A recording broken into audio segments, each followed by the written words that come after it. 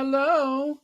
It just dawned on me that by the time I finish, it is already going to be New Year's in some places. Huh. Is it?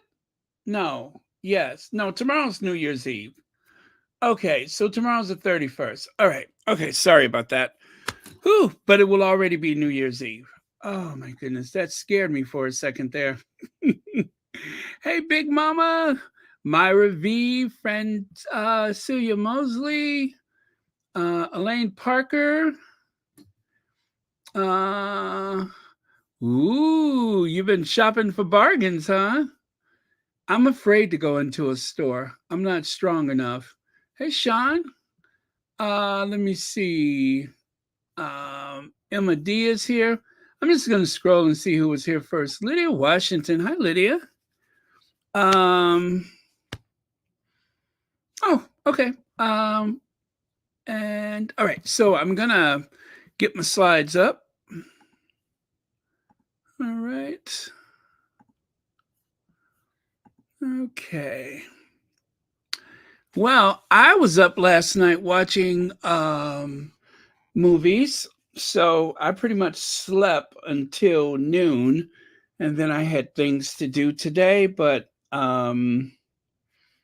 yeah, but you know what? I thought about it. That's a good thing because we're going to have a marathon tomorrow. So I may as well get used to being up a little later, right? It just makes sense. So yeah, I have slowly drifted back into my late hours again, but that's a good thing. It'll come in handy for tomorrow. So let's see. Do I have the? Oh yeah, the slides are here. So let me do that. And voila, there are the slides. Elaine Parker, thank you so much for the super sticker. Elaine, this is going to be, oh, wait. Well, possibly. This may possibly be the last super sticker from Elaine Parker for 2023. Already, I'm getting sentimental. May old acquaintance be forgot and never brought to mind.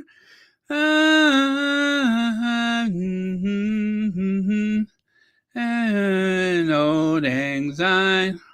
Okay, I'm already getting kind of sentimental. I don't know why that song always makes me so kind of sad and mournful. And then, of course, eventually the optimism comes in. And then I also think, wow, I'm a year older. So all of those things come to mind when I think of the new year.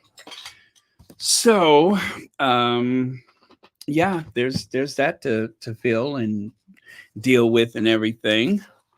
Um let me see. But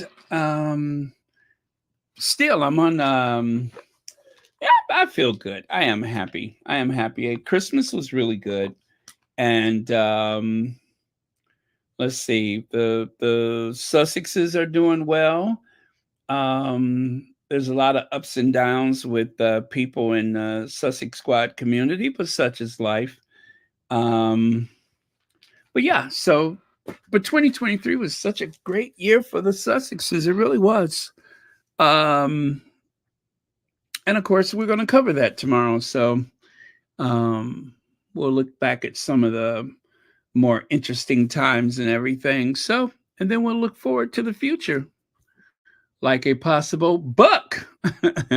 But you didn't hear me say that. Hello, Lambert Charles. This is probably the last time I'm going to say hello, Lambert Charles, until next year. Last time this year, I'm going to say that. Hello, Rose. Thanks for being here. Okay. All right. So let's move on. Gonna do a little standard dragging and such, but other than that, minimal reflection of the past year, just a minimal amount. I'll save it for tomorrow. So remember, I will be on at 11:30 p.m. Eastern time tomorrow, which is 10:30 Central time tomorrow. So Yeah, it should be fun. I'm trying to remember, what did we do last year? I guess I'll have to go ahead and take a look at that. But yeah, so Harry and Meghan, of course, still deeply in love with one another. And 2023 ends with royal insecurity. Charles orders polls. I just saw that earlier. So let's get on with it, shall we? We'll probably only be on for about an hour. So, um, yeah, there's that. And of course, the uh, transatlantic uh, alliance known as the Sussexes. The ginger prince marries the beautiful American, and well, now they have what is it? Uh, they have those lovely children with dual citizenship. And MR, this is probably the last Cash App I'm going to get from you for 2023. Okay, I'm gonna stop saying that. I'm getting too sentimental already. This is probably gonna be the last, but it probably will. But thank you so much for the Cash App. Um, yeah, that'd be the last one for 2023, probably, maybe. Okay. Hello, Judy Matassit, Marcia Ware. So, also, by the end of 2023, did you guys hear the story about this cartoon character? They call him Steamboat Willie. As a matter of fact, his creator wanted to name him Mortimer the Mouse. Mortimer Mouse. Could you imagine if his name was Mortimer? Um, Welcome to Disney World. Oh my goodness, there's Mortimer the Mouse. Well, Walt Disney's wife thought that that was horrible. She hated the name Mortimer.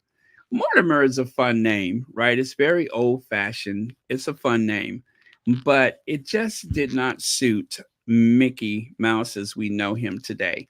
So, Steamboat Willie was the first cartoon from the Walt Disney Studios. Walt Disney's character Steamboat Willie would go on to be the first of God knows how many cartoons produced by the Disney people. But this is where it all started. A little black and white cartoon called Steamboat Willie, featuring Mortimer the Mouse. Well, I'm just kidding, Mickey Mouse. Anyway, by next year, the copyright will no longer belong to Walt Disney, which means that you are free to take liberties, take license, if you will, with Steamboat Willie. Now, it's not completely unrestrictive. Another cartoon character which has become open for other people to use is Winnie the Pooh. The studios have put it off for years. You know, it was supposed to have happened years ago that the Artistic Freedom Act or whatever, you know, you can't own these things forever. So I'm not sure exactly what the wording is, but I believe that it goes into the public domain. Did you guys know that? A lot of those things will go into the public domain by the time they reach 100 years since their creation. Now, there's a lot of things that Disney has done over the years that they were able to do because it was in the public domain. Now, there are certain limitations to that. It's not 100% everything. You would have to definitely read about it and learn what the rules are. But pretty soon, Steamboat Willie will not belong solely to the Walt Disney Corporation. So that's one of those little things in the law that a lot of people don't realize. But you can only have the patent or copyright or ownership of these things for a certain period of time. And you know, after 100 years, you've already created multi-generational wealth. So It is not yours to keep forever. So that is one of those interesting things that is going to change with the new year. Now, young Britain's turn on King Charles' monarchy after Prince Harry's book. This came out in January of 2023. Well, King Charles III, royal family, has sunk to an approval rating of 27 among Gen Z Brits, with 52% in favor of abolishing the monarchy. The royals remain popular in the UK when the views are all age groups are taken together. But the monarchy appears to be losing the hearts and minds of Charles' youngest subjects, according to polling by YouGov in the aftermath of Prince Harry's memoir. Among 18 to 24-year-olds, 52% wanted to replace Charles with an elected head of state, compared to 34% who wanted to keep the king. Of those who expressed an opinion, 68% said they felt strongly about the subject.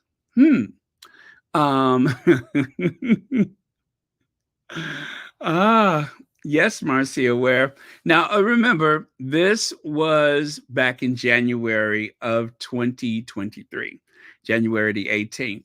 So I don't know if things have gone up or down dramatically, but consistently, younger people are just not so interested in the royal family. So, um, in the movie or the series, The Crown, there was actually a poll that was requested by the royal family, by the Queen, because the Queen was concerned about the diminishing popularity, and she thought that, well, a little modernity would not hurt. Now, remember, this is the spare, not the spare, but the Crown, and recollections may vary. In other words, Peter Morgan took license with the storyline. It is not an exact depiction of the actual events. It's not meant to be an exact depiction of the actual events. Harry even said that he just wanted people to know that it is loosely based on actual events. So most of these conversations were never had. Most of the situations, the timelines are a bit skewed or inconsistent. They make certain people responsible for things that had nothing to do with them. Peter Morgan was all over the place. The only thing that you can say that has been consistently good about the um, the Crown is the acting has been incredibly rich. I mean, there's a lot of good actors, and of course, the scenery, the cinematography was amazing. They have gone to great locations. What special effects they managed to pull off using green screen technology and such has been absolutely breathtaking. So they've done a good job with the acting. The only thing is, it doesn't actually jive with the actual events. In a lot of cases, the timelines were skewed. People were in places that they were never meant to be, or would not be. But again, Peter Morgan was on a mission. He wanted to uplift and elevate the stature of the Queen. Check. He wanted to make Philip more sympathetic. Check. He wanted to make Charles more sympathetic. Done. Even Camilla came off looking good. The only people that looked extremely bad was Princess Diana, who is very central to um, the season 5 and 6, and of course Harry, who seems to enter every scene cracking open a can of beer or pouring some alcoholic beverage. That seemed to have been Harry's thing. And of course, we can't forget the Fayed family. The Fayed family, they were either using a lot of nose candy or trying to manipulate people. Pretty much everything that they have been accused of, the Fayed family, is things that we know has been going on in the Windsor family. Like, for instance, Margaret's trips to the Isle of Mystique, I think it's the name of it. She wasn't just having drinks, she was having some of everything that they accused the Fayeds of, or Dodie of having done. I'm pretty sure that was Margaret's story too. So much so that she became incredibly ill later in life. So there's that to think about. Let's see. Chef Sandy Love, 16 months membership. Thank you, Baron, and all moderators, all of our moderators, rather. May 2024 be better for all of us. Amen to that. I pray it is. M. Covington, thank you so much for being here. And I saw VS Speaks Royally. Hey, VS, thank you for being here. Okay. Nathalando and Denny, thank you. Happy Sunday morning to you too. Glad you're here. Amelia Rodriguez, hello. Okay, and Lydia wants to say hi to a few people. Thank you very much. All right, so let us continue. So the poll, there was a poll, and of course, they manipulated the storyline so that it seemed like Tony Blair, who was considered a master communicator, Tony Blair, who won over the United States Congress. I mean, there wasn't too many people that Tony Blair could not charm. However, there may have been, and I'd never checked this out, but in Crown, there was an event that he went to, and he didn't seem to impress these housewives that the Queen had impressed. As usual, it is a vehicle to make sure that the reinforced message at all times is not everything new is good and not everything old is bad. And Tony Blair depends too much on the polls to make decisions and such. And the Queen uses her instincts and doing things the old way. And of course, the old way was the message that was given out by the Crown, is to not change for the sake of change, change only when necessary. And yes, you should have a gameskeeper, a keeper of the stool and the groom and all that kind of stuff. It was so contrived and so predictable, but that was the overall message that we were supposed to take from that poll. So let's fast forward to today.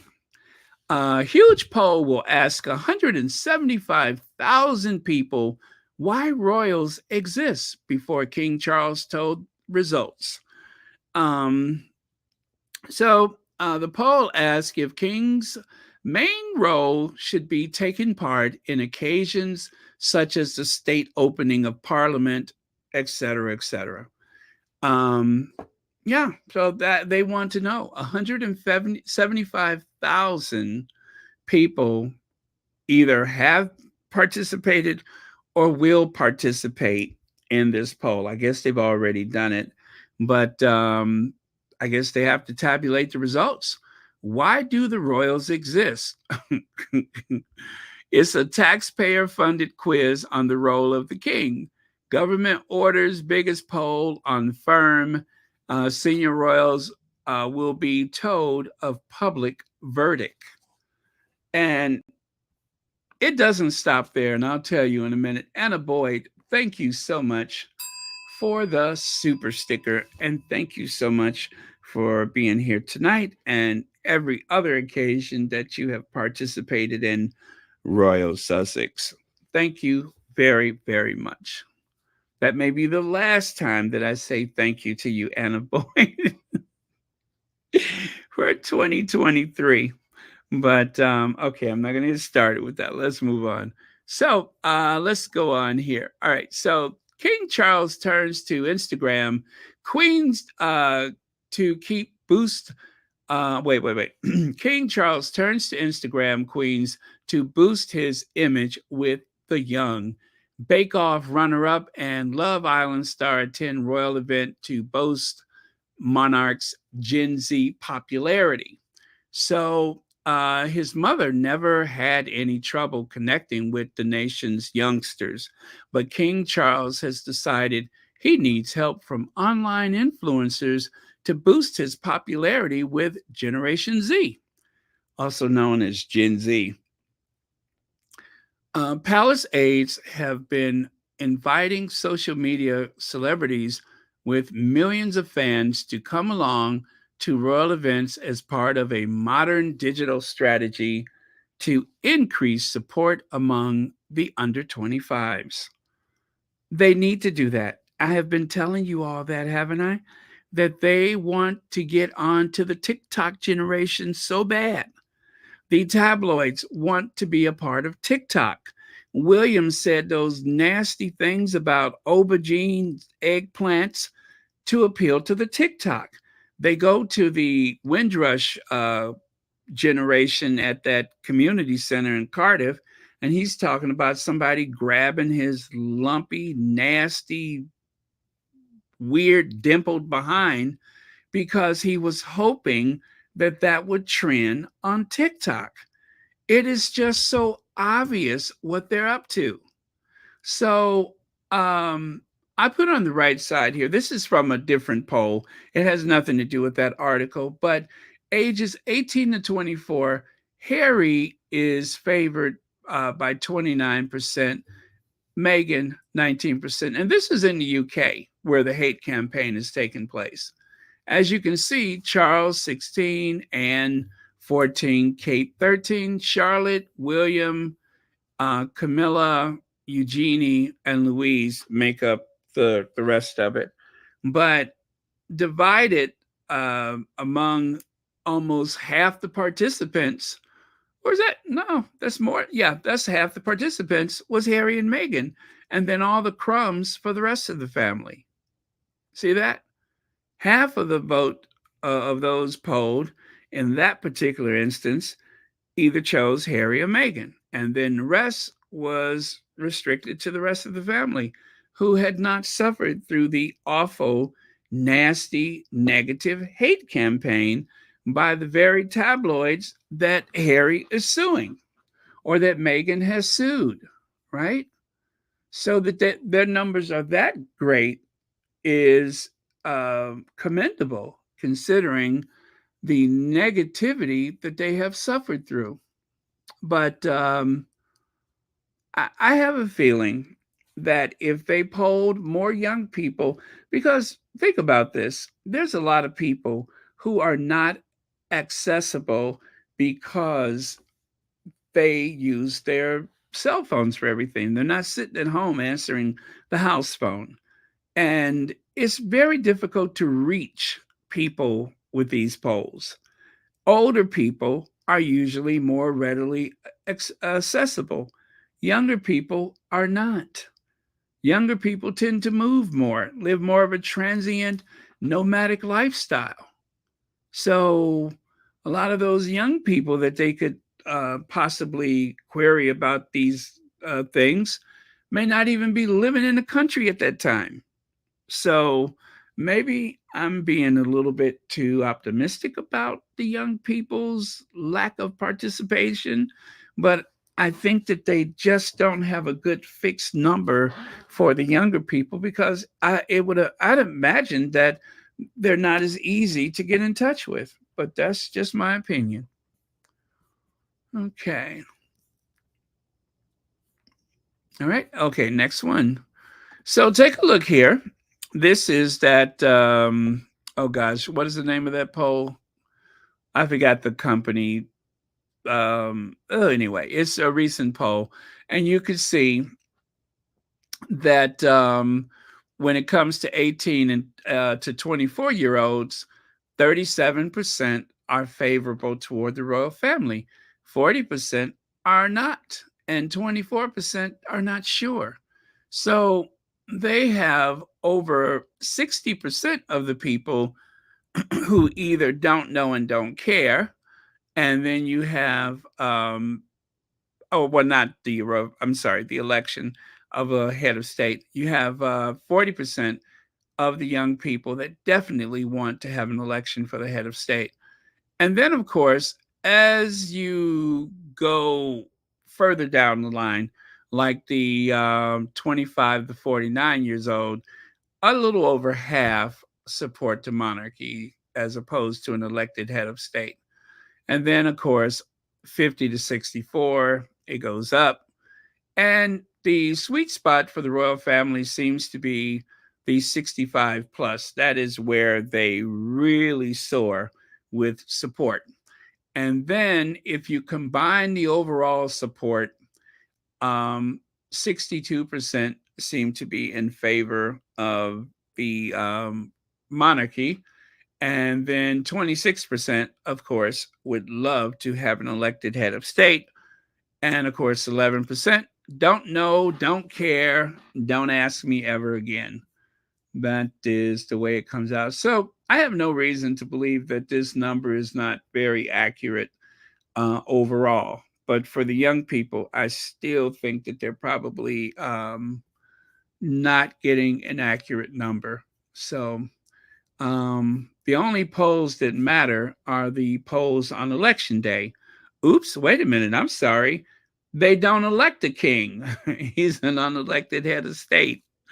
But still, there's something to be said about the fact that the queen seemed to have a great deal of support from everyone, even people who are anti monarchy had a deep respect for the queen,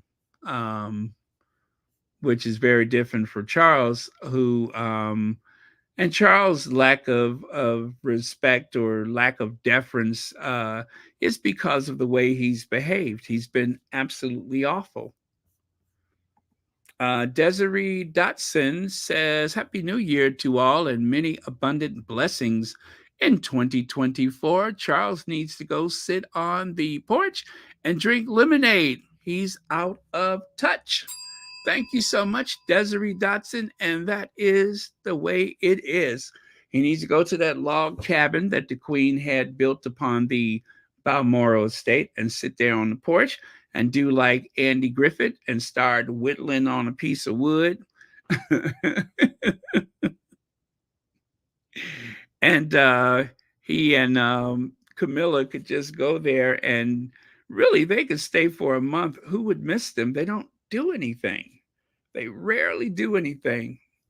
But yeah, you're right. He needs to go sit on the porch somewhere. And I say he needs to whittle at a little piece of wood and wait and see how many people notice that he hasn't been around. Thank you so much for your comment. Now, nearly 4 in 10 young adults want an elected UK head of state, polls find, which is what we saw there. There was 37%. So the poll results 12 days before Charles' coronation shows 78% of the over 65 back monarchy. So between January and the Archie's birthday, which was the coronation day, the numbers didn't change. There was no big rally of support for the monarch. And as you can see there, let me see, back to monarch, but just 32% of the 18 to 24s. Well, the other poll said 37%, but like I say, I don't trust that number for the young people. I really do not. Nearly 40% of the 18 to 24-year-olds, there you go, in the UK prefer an elected head of state. Not 32%, nearly 40% like it was before. But the survey of adults of all ages also found that fewer people said they were interested in the royal family, said they were interested in the royal family than not interested. So fewer people said that they were interested. Oh, well, anyway, let's move on.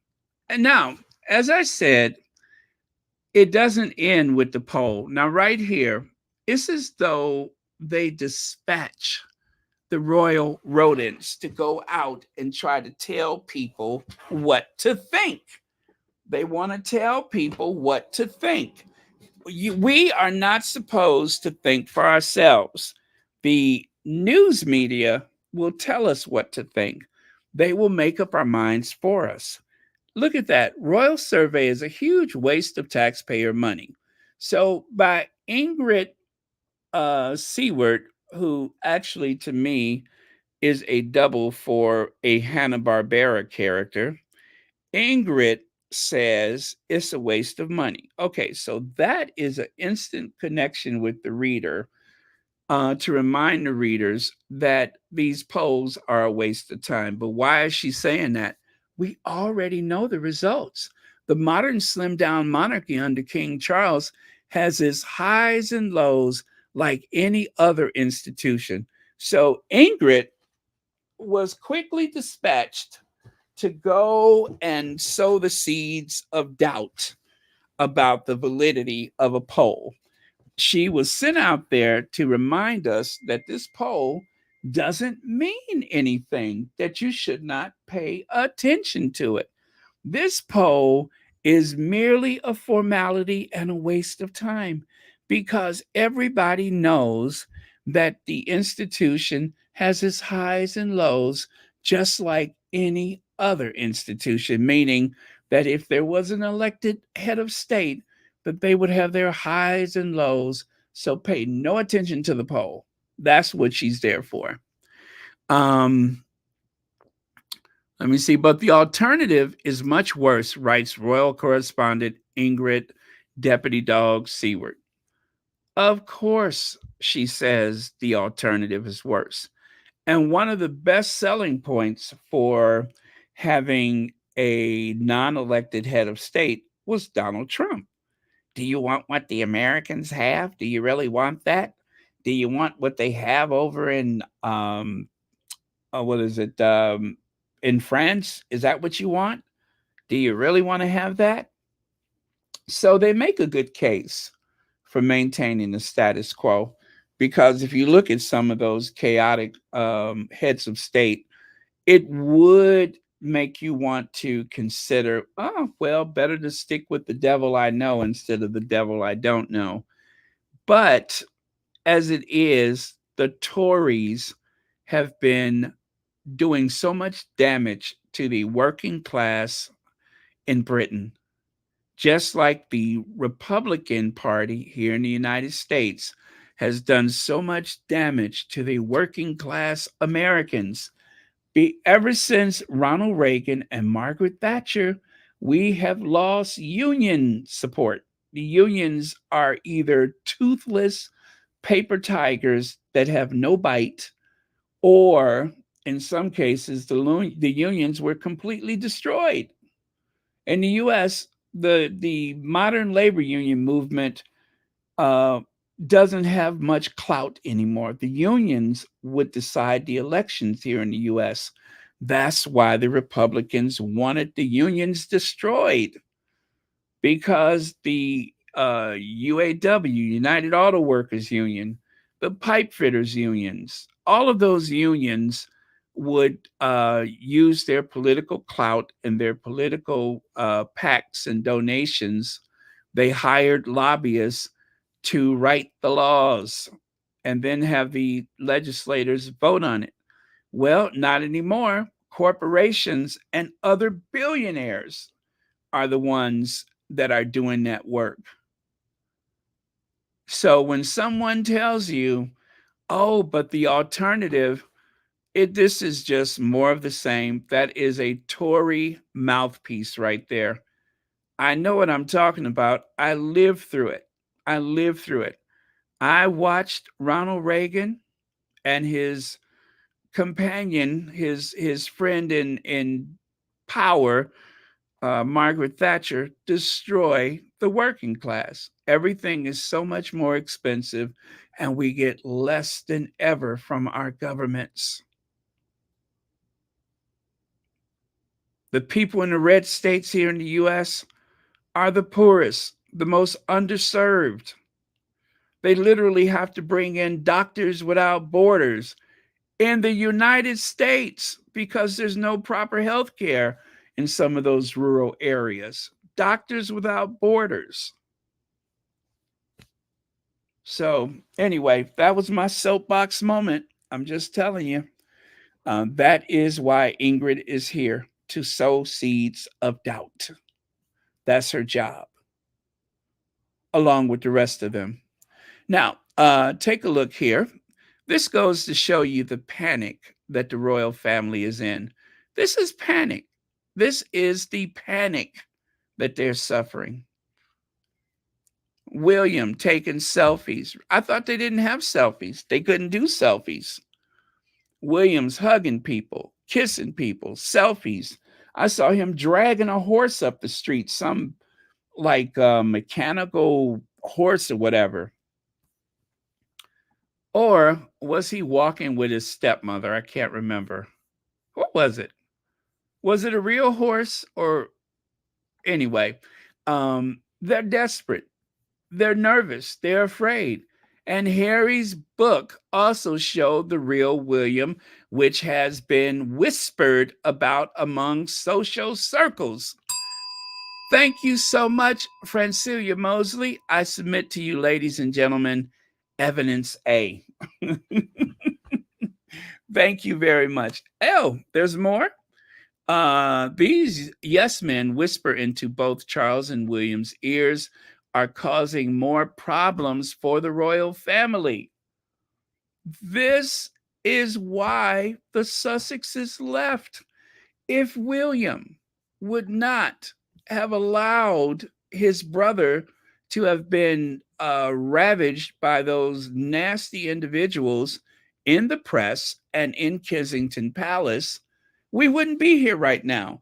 William's ego, William's pride, William's ignorance is the reason why the Sussexes had to go. First, he drove them out of the palace, and then he drove them out of the Adelaide cottage. I blame him, and I also blame his stepmother and his father. And of course, Kate. I blame them. If there's one thing that is consistent, is that those four people, the new Fab Four, is the reason why the Sussexes left. And they're also the reason why people are looking very suspiciously at the royal family. People are questioning the royal family. People are calling them white supremacists, colonizers. These are things that we rarely heard when the Queen was alive. But if there's one thing that took my breath away was the fact that before the Queen could even go down in the vault, there was already people on the streets protesting. There were already people that were, excuse me, calling for elections. Not my king, unelected head of state. All of those things were happening. People that called out Andrew. There were a lot of people that were calling out the sick old man because they're when the Queen died, it just made things easier. It woke up a lot of people. And you cannot put the genie back in the bottle. Once you become a pickle, you can never be a cucumber again. Yep, you can never become a cucumber again. But William's arrogance is the reason why the royal family is taking its poll. This is the reason why they are in trouble. And they are in trouble. That reaction to Omid Scobie's book, that was a tale right there. That reaction to the book, that over the top blanketing of the airways with the tabloid media, with the royal rota, they felt vulnerable, very vulnerable. So I enjoyed it. I enjoyed it. I'm sorry that it pulled the Sussexes into the whole thing. I hate that. I am very sorry about that, but I'm not sorry for the effect that it had on that institution. That I'm not sorry for. So all I can say is keep it coming. Keep it coming. I just think it was necessary to have yet another documented account of the last few years on public record.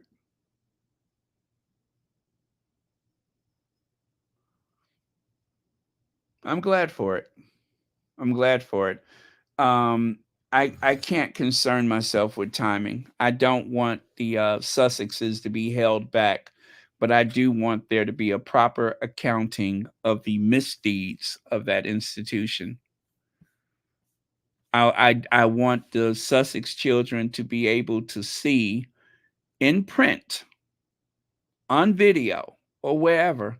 I want them to be able to see how their father fought for them, how their mother fought for them. Because, like I said, Harry could not possibly do all of this without the support of his wife. I don't think it would be possible. Harry's a very strong person, but I don't think even he could have take being alone in a situation like this. So um, it's necessary to get the word out there. We're all doing our part by making sure that we stay on message. As I always say, try not to make it personal when you confront people. And, not, I can't say, oh, don't ever confront anybody because that's just not realistic because, we all have our outbursts, we all get angry and such. But just try not to make it personal, and that'll keep you out of trouble. Don't talk about people's mama and stuff, and don't threaten people. Oh God, don't threaten anybody because we need you all on the social media. We don't need your accounts shut down. So it is so important that that everybody do their part and not compromise your position on social media. So okay, I'm gonna move on.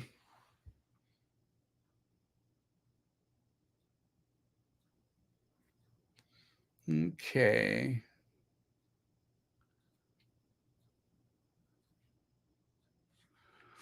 All right. I want to take a look at a couple of your comments here before I move on. Let me see. Francia says Harry is a lot smarter than the royal family and the royal row to give him credit. Archie and Lilibeth can be very. Oh, you know what, you guys? I know what I wanted to share with you yesterday. Thank you so much, Francilia. Before I forget, let me do this because I saved that sound bite. I did save it, but not where I thought I saved it. I actually did a screen recording of it rather than, just bookmarked it because, anyway, let me play it for you. I'll let it go twice so you can hear it very well. Oh, Kat Harlem says, I'll be listening and off tonight. So I'll say now, Happy New Year, Baron, squatties, and hate listeners.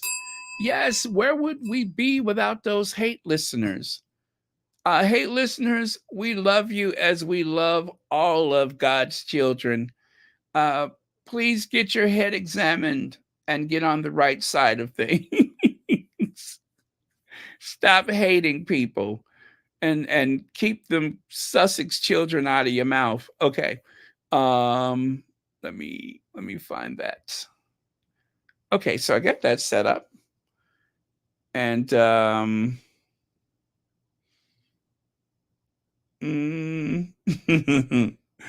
okay, let me see. Uh, hmm. Oh, okay. I got it. I got it. Nobody help me. I got it. Oh boy, I think I got it. Mm, Maybe I should put my teeth in. Okay. Well, let me see. Okay, here goes. Your group could meet Meghan, and it never happened.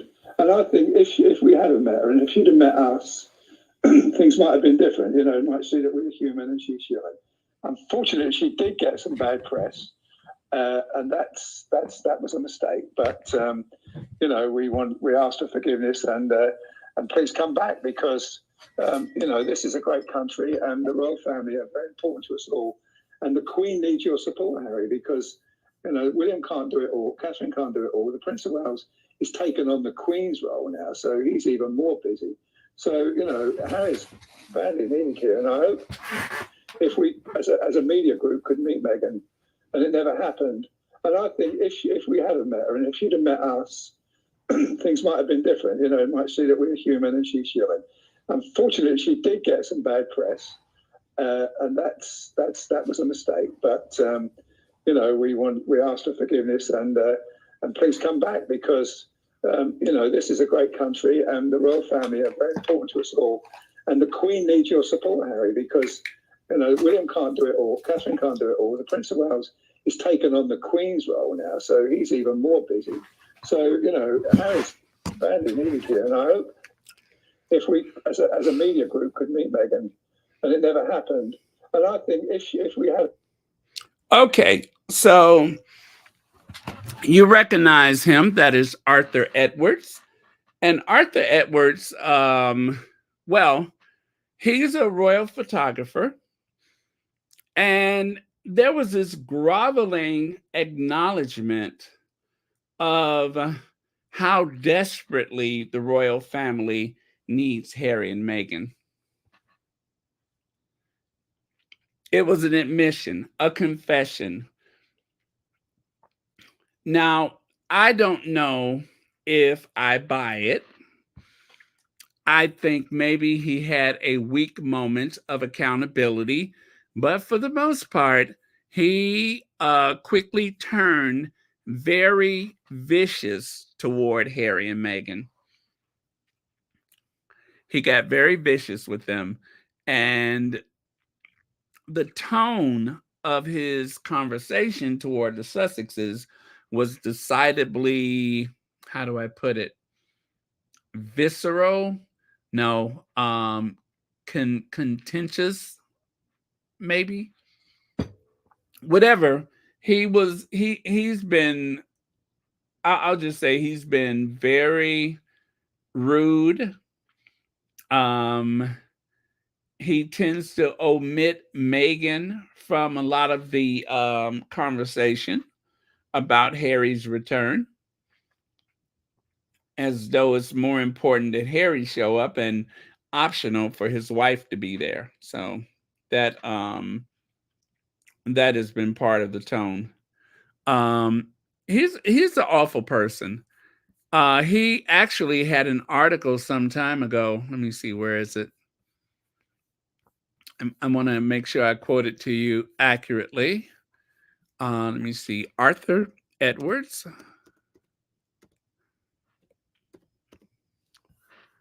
Um, Royal photographer Arthur Edwards says Prince Harry was once somebody special, but that changed after he married Meghan Markle. He met her and did a 180 turnaround. Now, he said this back in April of 2023. That was after that groveling video. Let me see if I can find another one of his. There was one where he was kind of being very nasty about Princess Diana, where he said that Diana is not nearly as nice as Camilla or something to that effect. And he spends a lot of time with Camilla. So it shouldn't be any surprise that after spending time with Camilla, all of a sudden he's doing this very public comparison between Camilla and let me see. I want to see if I can find that comment that he made. Is this it? Yeah, royal photographer stirs controversy by claiming Camilla is nicer than Princess Diana and easier to get on with. Diana has been dead since 1997, and in the year 2023, or was it 2022, you're doing a comparison about a woman who died mysteriously in a tunnel in Paris with the new queen. Come on. I mean, that is really in poor taste. So let me see. Harry put his ink handprint. Oh, I remember that. I remember that. I forgot what it was, but he had ink on his hand and he kind of whacked Arthur on his head, right? Arthur Edwards. The consort is nicer because she leaks whatever and out of whatever. Ooh, behave. But I love it. Thank you. Keep it coming.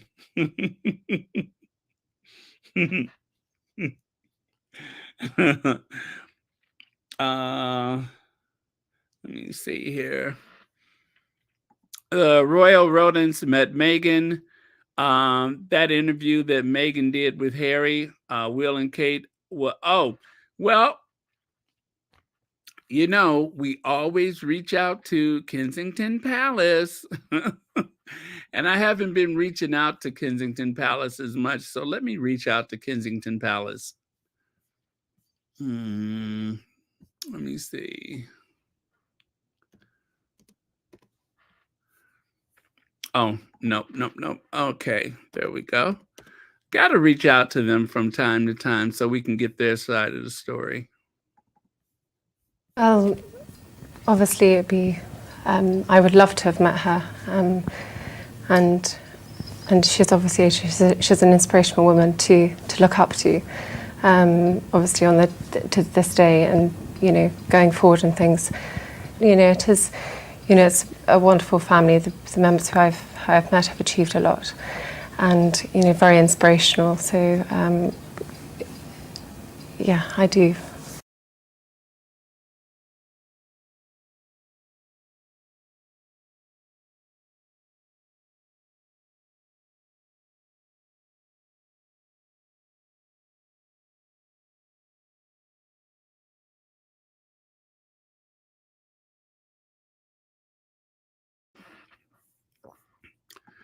Okay, so that was Arthur Edwards' video that I wanted, soundbite I wanted to share with you.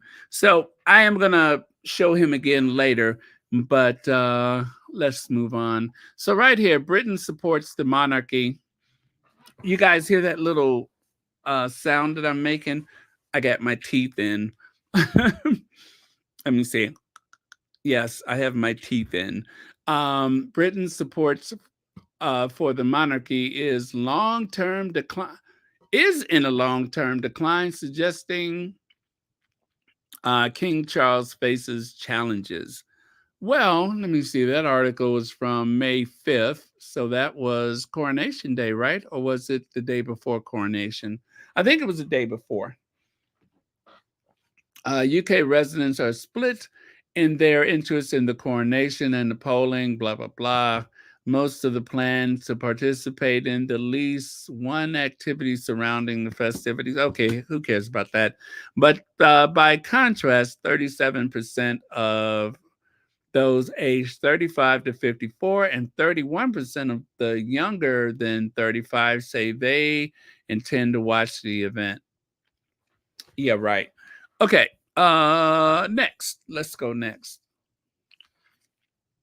So there's Arthur Edwards right there with his camera. He has access to the royal family greater than any photographer could possibly hope to have in the history of that institution.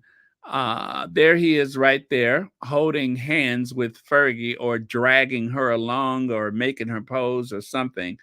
And look at the Royal Protection Officer. Look at his face. He's trying to figure out what is going on. He is trying to figure out what in the world is going on. And of course, you guys told me, and I keep hearing other people say this, that the only reason why Fergie was there was to give cover to the Duke of York. And it makes a lot of sense to me. I believe you guys. I do believe you. I agree. It makes a lot of sense that she is only there to give cover to the Duke of York.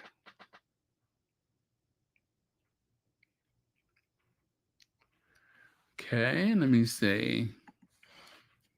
I was a kid when Diana divorced Charlie. I remember how the royal family, British media, and folks on the Salt Island treated her. None of them cared until she died. Yeah, and the thing is, Diana's not here to defend herself. And so with these documentaries and such, they spend a great deal of time saying what Diana said, saying what Diana felt, accusing Diana of plotting with the tabloid media. And you know, if you guys remember, one of the things that I said that the lady Sussex, she played it on her show a couple of times, and I'd almost forgot I said it, but I know I said it in the past, and that is that in The Color Purple, the original movie, there was a line that stood out. They told Harpo, someone told Harpo, they said the white folks never would have got Sophia if it wasn't for you. And I couldn't think for the life of me what it meant, but I kept thinking about it. If it wasn't for you, the white folks would have never got Sophia. So if you're not familiar with The Color Purple, in the Jim Crow South, there was a scene where Sophia was in the center of town. She was on the high street. She was on the main street. She was shopping with her family. And of course, Sophia, like everybody else in the South, if you saw white people coming, you'd get out the way or you wouldn't look them in the eye. But she very defiantly spoke back or snapped back at a white person. And Sophia loved Harpo. Harpo loved Sophia. But people kept telling Harpo that she's a woman. You're supposed to beat a woman. You know, like you're breaking a horse. People didn't like the fact that Sophia had so much heart and character. And so by that moment when she got into that confrontation with the white people, because she was fighting so much with Harpo, she was fighting them at home, fighting them at church, fighting them at the juke joint. Every time you turn around, Harpo, on advice from his men folks and his family, his friends, are you beating her yet? I mean, this was the thing. This was the thing. You were supposed to beat the woman. And so he felt pressure that he had to prove his manliness. So anyway, the point that I'm trying to make is that by the time she had that confrontation, she was so used to pushing back that she didn't have the ability to maintain the status quo and not getting to this confrontation with, you know, the white people who had all the power in this community. They had the guns, they had the law on their side. And so I have long felt that where the Sussexes are concerned, even if, let me get these people off the screen, by the way, even if they have said or done anything, as Harry said, tell us what we need to apologize for, and we will apologize. But you got to tell us, what have we done? So I'm sure there may have been some times where the Sussexes were extra sensitive, more protective than they should have been. But if every time you do something, you have the tabloids after you, you have people within your family plotting against you, and you have the staff people, the courtiers, uh, confronting you. They have been emboldened by William and Charles to treat them like children, to treat them like trash. His own brother got less respect and consideration from the institution than what's his name? Simon Case. No, not Simon Case. Christian Jones. Christian Jones was given consideration above Harry. And I'm pretty sure there's some times when Harry was very frustrated and he may have gotten loud. He may have said some things that he wished he didn't. But considering that they were being abused by that institution, I don't care. I don't care. If they acted out, I'm saying if, I don't know whether they did or they didn't. But if they did, I would say that those malcontents, those people that were plotting against them, had it coming. And so, if this book causes embarrassment, if this book is the decline of the House of Windsor, whatever happens, whatever Harry does in the future, it is because of his brother and his father, because of his sister-in-law and his stepmother. They asked for it. They asked for this.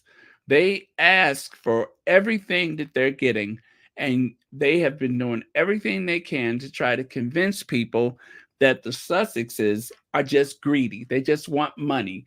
They're spoiled. And the weirdest, they don't want to work.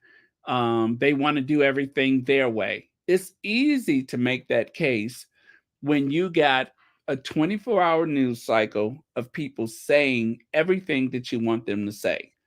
The Sussexes, when they were in the institution, had no way to reply to it. And even outside of the institution, it is still very difficult to push back against that. And that's why it's so important that the Sussex Squad, among others, the TikTokers, Instagram, where whatever platform people have, that's why it's so important that we do it, because they can't always do that. They're not able to do that. In their position, is not possible. You can't have a press conference every day and dispute, oh, these are the 17 lies that we told on Oprah. If they do that, then they'll come up with another 20 lies or 30 lies that they told about the lies that they're disputing. So they can't do it. It's difficult not to push back harder than the person that's coming after you. But they have been very disciplined. I don't care if they made mistakes along the way. I don't care about anything that institution says. Meghan is not a bully, and Harry is not greedy. They're not after money. They're not dumb. They're not children. They do all these things to try to create these characterizations that are not consistent with who Harry and Meghan is. And the sad part is that there's a lot of people that believe them, but I don't. I feel as though they reacted in the best way they knew how, given the circumstances that they were in, and I'm going to support them because the institution, they have the advantage. They have all the advantage, and still not everybody believes them. And that's number one, is because they're lying. And number two, Harry and Meghan have the truth on their side. It's different when you don't have the truth on your side. But the reason why they don't have this blanket support at the in the royal family is because they don't have the truth on their side. They made up the thing about Meghan being a bully because they weren't sure what was in the Oprah interview. And even though they came out with that 2 days or 1 day before the Oprah interview aired, there's still enough people that believe them, even though the timing is incredibly suspect. There's a lot of people that believe them because they would rather side with that institution than a woman of African descent. And that's just the bottom line. So anyway, that was a long roundabout way to say what I was trying to say, but I hope that made sense. But whatever the case may be, whatever mistakes that the Sussexes may have made, like they were saying when they were in New York, there was a lot of misinformation because by them saying, okay, we're not talking to the Royal Rota anymore, when they did have a statement, people weren't sure if it was coming from the Sussexes. But that's not Harry and Meghan's fault. The reason why it's hard to know what's coming directly from them is because of how many times they have been misquoted, how many times people have lied. They have been misrepresented. William even issues a press release in both their names, and Harry is the last person to know about it. Harry sees it on the news like the rest of us. So is there any wonder that we couldn't know for sure that this is coming from the Sussexes? That's what I'm talking about. They have been pushed so hard and so often that it leads to missteps that are totally out of their control. Let me see. VS speaks royally. Good night, VS. Thank you so much for being here. Royal Sussex, Happy New Year, my friend. I'm sure I'll see you soon. Absolutely. Let me see here. Lady T says they reacted in the only way the truth hurts. Classic, you can dish it out, but you can't take it. Yeah, absolutely. Absolutely. They can dish it out, but they can't take it. They caused a whirl of hurt to Harry and Meghan, even cost them an unborn child. And when somebody tells the truth about them possibly being racist, they freak out. That didn't just materialize from nowhere. The whole point of it was to make Harry feel uncomfortable and insecure about being married, about his newborn baby. That was the whole point of asking about the child's skin color. They didn't ask out of curiosity. They asked the question to hurt him. Let me see here. Prince Harry has nothing to do with the decline of the House of Windsor. Their decline is caused by the inability to change with the media, technology, and population and cultural demographics. Thank you, Lorna Williams. Let me see. All of the old fart rota were all enemies of Diana, who attacked her to help cover for Chuck and Camilla. Open adultery, all of them, any royal rota who was there back then attacked Diana for Chuck and his side piece. Thank you for that, Ruth Lopez. Let me see here. I could think of a single time when Harry and Meghan were more protective than they should have been. Yeah, I understand that, Deb. I can't think of any either. My thing is, if I'm just saying, if there was any missteps or anything that that they have been accused of, I'm just saying I don't care. You shouldn't have been messing with them. They did everything they could to make them feel insecure and unwelcome. Everything that they could to make them feel insecure and unwelcome. And when people do that, that takes a toll. That is like, and the abuse continues. The abuse from that institution continues. All of the what do you call it? The cosplaying and dressing in things that send a message to Montecito, reminding them that we still have some form of power over your happiness. We can still reach out to you if we choose to. That's the whole point of it. That's why they had that car chase in New York, to remind them of how vulnerable they are. That was the whole point of it. Let me see here.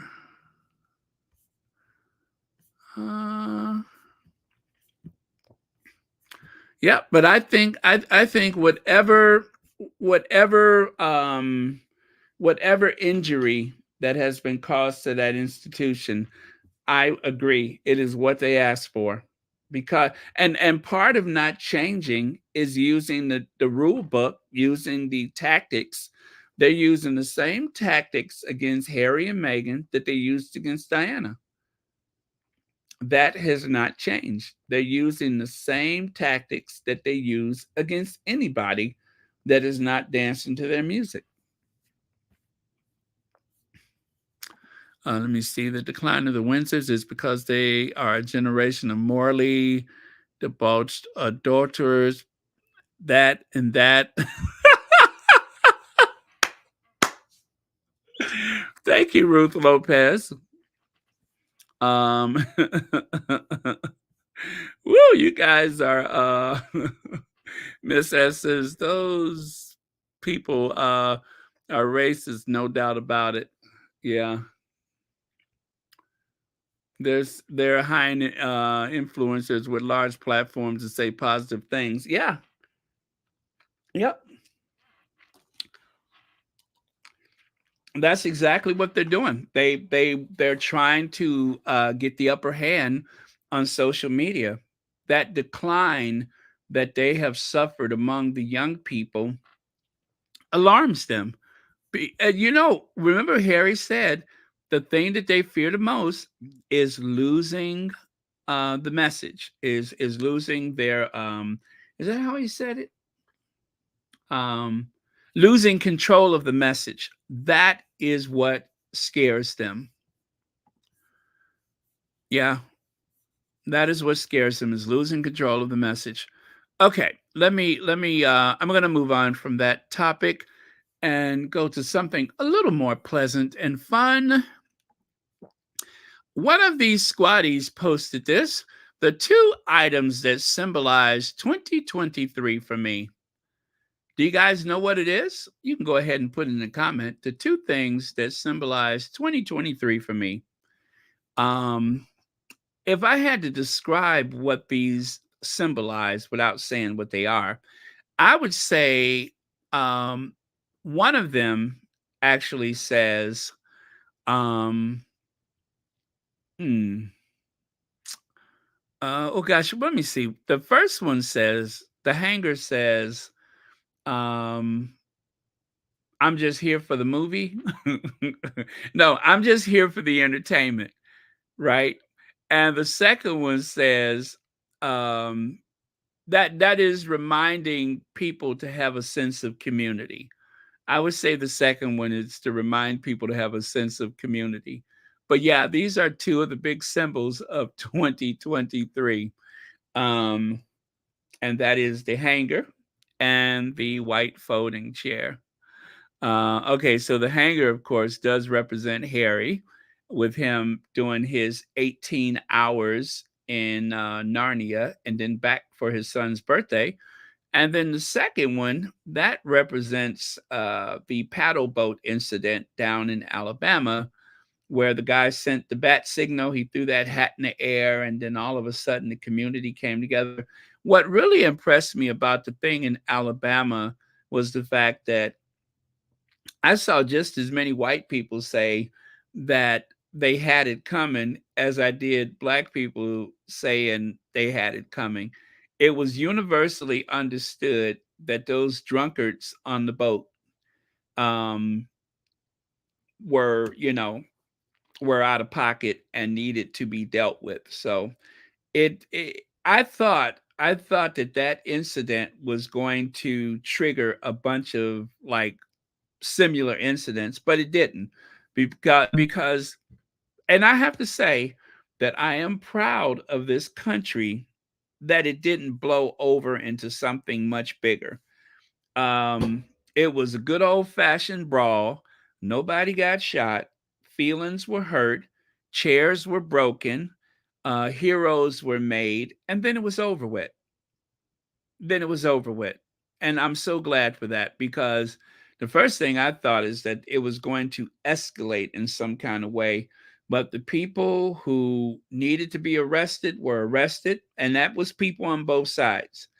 Um, yeah, and as far as I know, I don't think I heard the N word at all. I don't think I heard the N word. Maybe, maybe not. But the thing is, like I said, people understood that the man was doing his job and that these drunkards were being belligerent and attacked him, um, when he was there by himself, and then all of a sudden a community came together to put that situation right, and I was glad. I was very proud. So Adrian Burrows says Harry and the missing person who sat in a seat.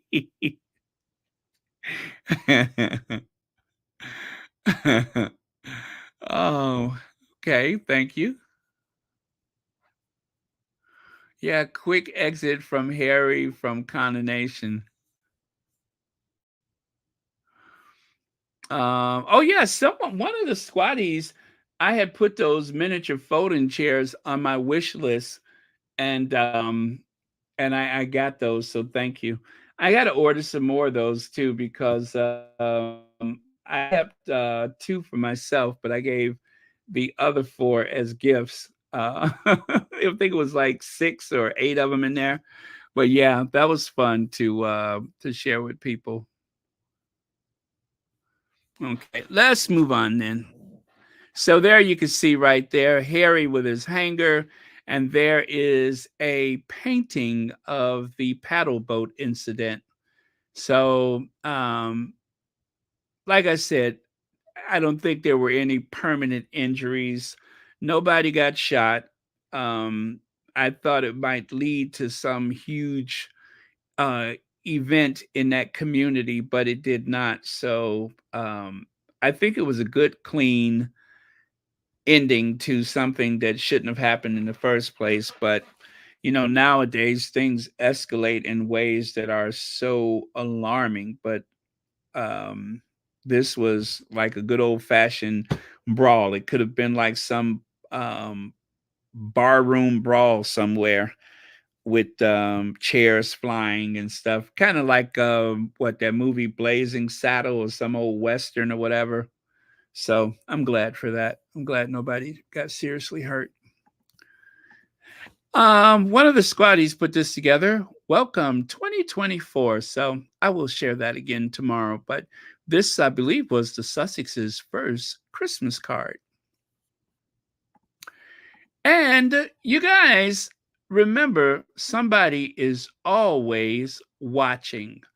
Google Maps calls divorce after couple spots, I'm sorry, after husband spots cheating wife cuddling another man.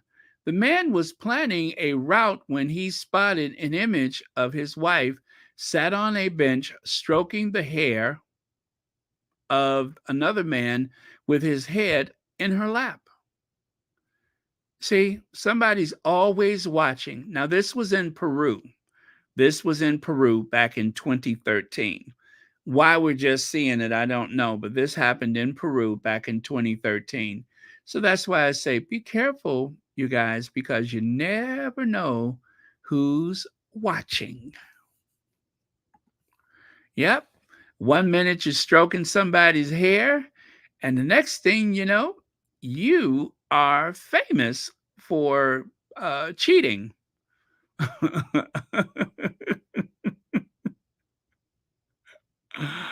Oh man, I thought this was fun. This was a lot of fun. But could you imagine? Could you imagine the look on his face when he saw that blurred out image with that big hair and realized that that is his mamacita with somebody else's poppy?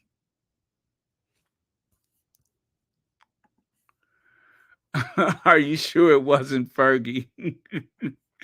Well, here you go. This cool young lady is marching toward 2024. May she represent everybody at this time, making her way to the new year. I believe this is one of those AI photos, but I loved it. I thought it was really cute. So there she is with her daishiki, her Nikes, and her Afro puffs walking toward the new year. Cute. Now, I need to do this little business right here again. Kate Middleton's blah, blah, blah, blah, blah. Okay, let me just play the video, the sound bite, because someone broke it down in a way that I was unable to. And I'm not embarrassed to say that, but I'd rather you hear it properly instead of me hemming and hawing my way through it. So let me get that sound bite for you.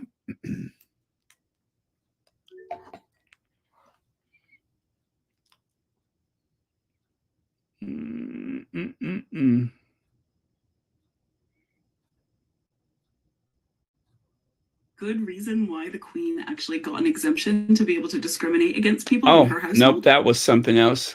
Here we go. Look at this article that the Daily Mail just posted where they tallied up how much Kate Middleton spent in the year 2023 and compared to this one about Meghan Markle from a few months ago when she was at the Invictus Games in Germany. Before I get started, I want to shout out this Instagram page, Royal Style Watch, who inspired this video. If you don't follow them, you definitely should. And I want to say this headline is so misleading because when you get into the actual article, into the nitty gritty, you realize if they don't know the cost for something, they just won't include it, which isn't how it works. And because they can't identify it, they just don't include that cost in the final tally.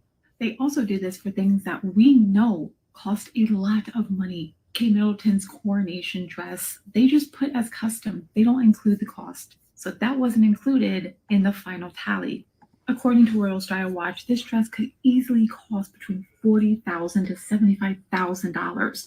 That's not including the fact that there were sort of rumors going around that she had multiple coronation gowns. And if Kate had worn anything before, they would just not mark it towards the cost, which honestly is fair. However, do you think Meghan was awarded that same courtesy? Not only did they tally in known rewears, but they included gifts like Diana's Cartier watch that now belongs to Meghan. The worst, most egregious bit is when they tallied in her wedding band. And if Kate actually got treated fairly, we would see a lot more headlines like this. She showed up to the inaugural Shaping Us task force meeting in $12,000 worth of stuff. But this is how that Daily Mail article decided to cover that day. Listen, I truly don't care about how much money she spends on clothing. It's the hypocrisy that gets to me. Meghan Markle is not a working royal. She does not make her money off the taxpayers like Kate Middleton does. And she is still being unfairly treated in the media in the way Kate Middleton is not. We still treat Kate Middleton, a 42-year-old woman, with kid gloves. And Meghan Markle, who lives an ocean and continent away, still gets her life picked apart so people can continually hate her. Let's take a look at this article that the Daily Mail just posted where they...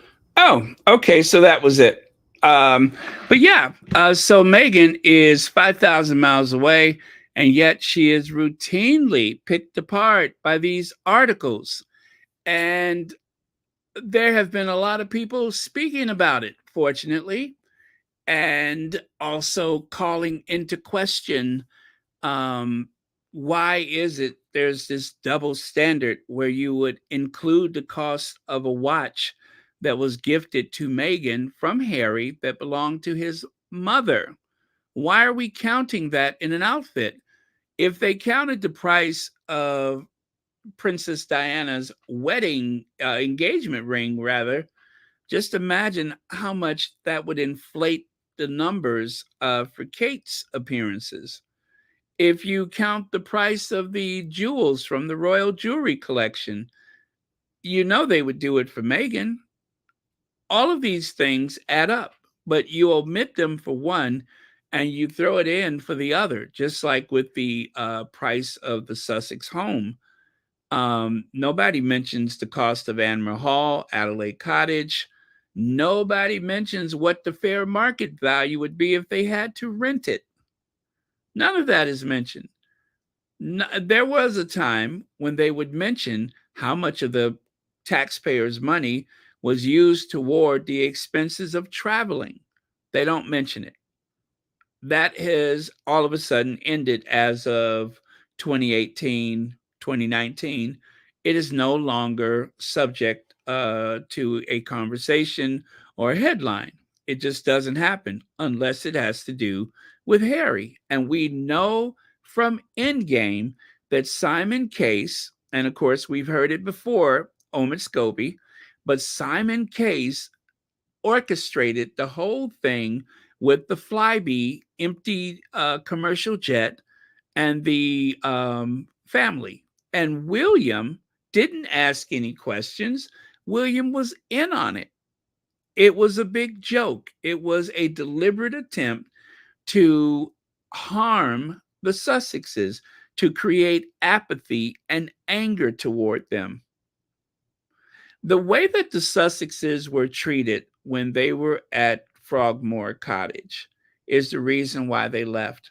At that point, even though Meghan hadn't been seen for weeks, every day there was another salacious headline about Meghan, one attack after the other. The brunt of the attacks were toward Meghan.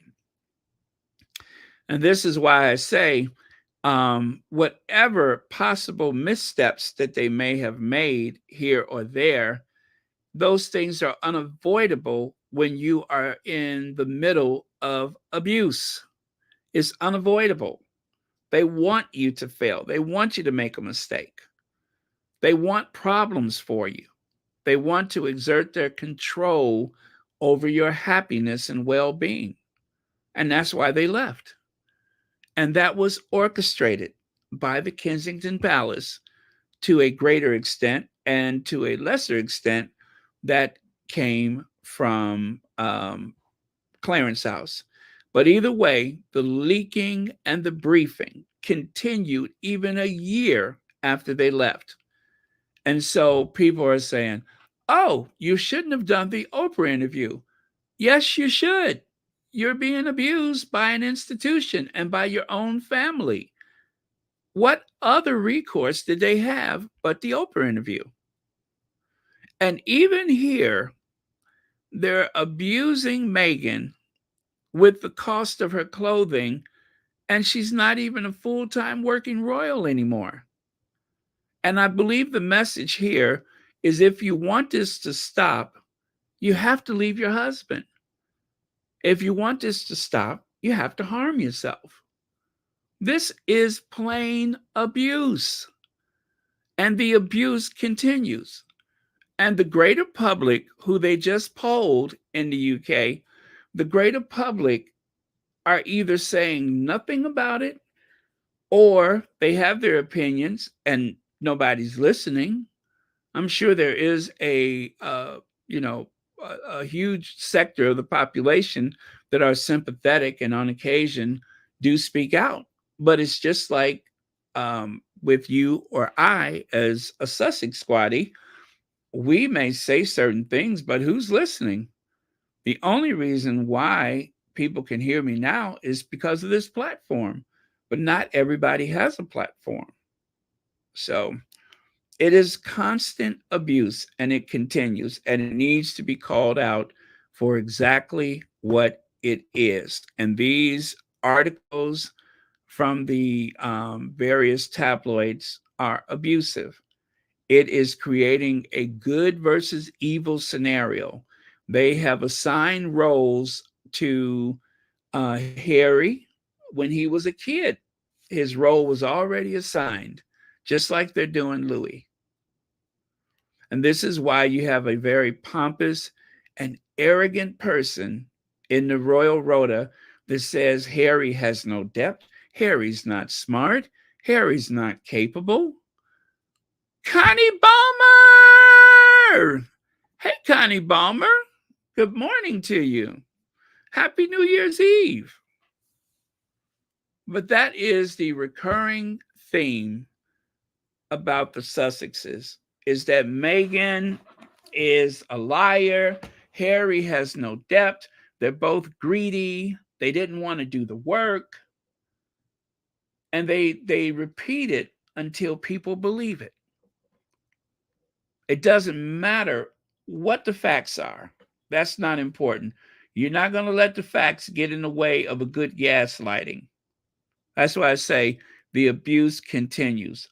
So whatever impact that Spare or the docuseries or even Endgame, whatever impact Royal Sussex has, that is what they asked for. If it wasn't for all of these things, I wouldn't even have to be here right now. I wouldn't have this platform. It wouldn't be necessary. But this is what they asked for. They didn't know they were going to get pushback because they were still using the Princess Diana handbook. And that's why they need to win over the young people, because they didn't have any reference to the idea that not everybody's going to believe that nonsense. They didn't know that was coming. They thought it was going to be business as usual. Why somebody would think that a possibly compromised Prince of Wales, I'm going to just say compromised to substitute what I really want to say, his dim-witted wife, and of course, the very corrupt king and the equally corrupt queen consort, why would you think people would like you in the first place if there was no marriage between Harry and Meghan? Why would you think people would be that crazy about you? They used to crap all over William before Meghan married into that family. So William made an alleged deal with the press so that they would go after Meghan and leave him alone. It's just amazing that this is playing out in the plain light of day. And so far, with at least a certain percentage of the population, they're getting away with it. But a certain percentage of the population, they're getting away with it. And then long after you're gone, I'm gone, after everybody's gone, they're going to have all these documentaries and all of these books that are written that are going to reinforce the lies that are being told right now. They're even lying about the coronation. They have people believing that the coronation was this huge success. They have omitted all of the footage of protest. The horse that ran backwards and fell into the crowd. None of that is going to be a part of the permanent record. Just like Kate was not at that vigil. Kate wasn't at the vigil. Meghan was. Meghan somehow flew from LA to London and back just long enough to be at that vigil. Now, the person that they saw looked like Kate. The person that they saw had her mouth askew and that dumb look on her face. But that was Meghan, according to the police. That was Meghan. That wasn't Kate. That was Meghan's mouth askew. Kate Middleton's 162,000-pound wardrobe, Princess cuts the value of her clothing in 2023. And this is what I'm saying right here. Kate has an article that is unflattering, even though they lied about the amount of her wardrobe, right? The cost of her wardrobe, they lied. But then, for good measure, the very next day, they run another article, but this time it's about Meghan's Hollywood wardrobe. To say Hollywood, that is an attack right there. Meghan doesn't wear clothes like most women. She wears Hollywood clothes. Hollywood is code for everything woke and negative and nasty and counterproductive, everything that is greedy and selfish and what's wrong with the world is anything Hollywood. So that's why they're including the word Hollywood wardrobe. Duchess of Sussex was seen in clothes worth more than, got to throw more, as she parties, because she doesn't work, she only parties with A-listers, more Hollywood people. And red carpets. They hate red carpets. They're slick, aren't they? They are very slick, accustomed to wearing designer clothes and exquisite jewels. Are they still talking about Meghan? The Duchess of Sussex is widely recognized for her luxurious style. Rich, entitled style is what they're really saying.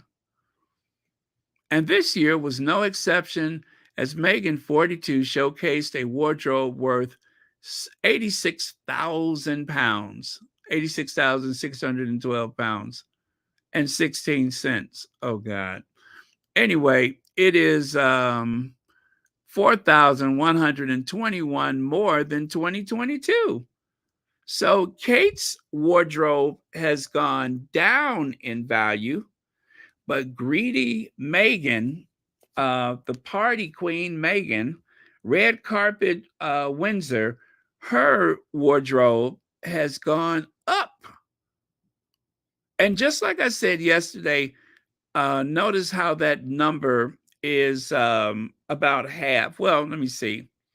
Oh, it's a third. It's a third of what Kate's has gone down. Kate's went down by 15. Hers has gone up by nearly 5.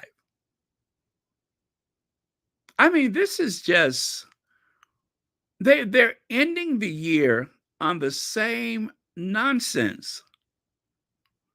This is abuse. This is abuse. They want people to have contempt for Meghan. So that's why it's more than £86,000.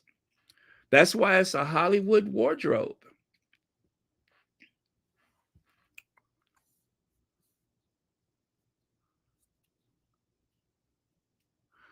And then right here, what is this right here?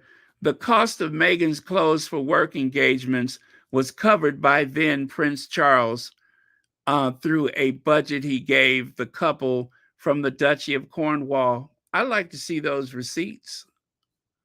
I like to see those receipts.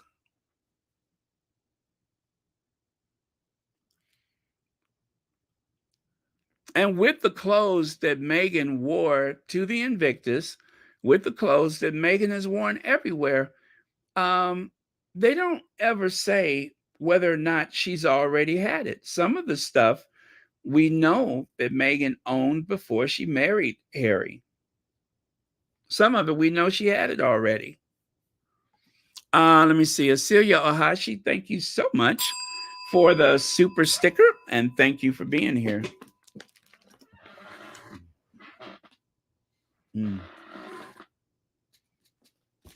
Ouch, what just fell on my foot? Oh, I see what it was. Let me see. Due to the economy, they try to reuse wardrobes for PR, much like Marie Antoinette and the other royals have done in portrait scene. There may be other examples, but I can't think of the top of my head. Thank you, Stevie Rose. Miss S says the 162,000 she was robbed. Most of those clothes look like they came from TK Maxx. I hope homegirl kept her receipt so she can get a refund. Thank you, Miss S. Thank you very much. Oh, anyway, I told you, like mother, like daughter. Um, I was trying to figure out why is it this child does not know how to get out of a car properly. And then I thought about it. I said, wait a minute, wait a minute. I know why. That's why she doesn't know how to exit a vehicle properly. I'm telling you, one of them houses. I'm trying to figure out exactly what is the usual entertainment in Buckleberry. What do they do for entertainment? Mm, mm. Like mother, like daughter. The apple doesn't fall too far from the tree. So ladylike. They wish Kitty looked as good as Meghan because whatever Meghan wore, sometimes the clothes always sold out. I wore something. The clothes always sold out. I'm sorry. The world fashion magazines are always reporting on Meghan's clothes. Yes, as a matter of fact, I do have something for that later. Uh, Now that we're reaching the end of the year, a lot of these not for profits and such have been reflecting on their year's work. And here you can see the Project Healthy Minds. We're so proud of all that we accomplished in 2023. Thank you to everyone who has joined our mental health movement.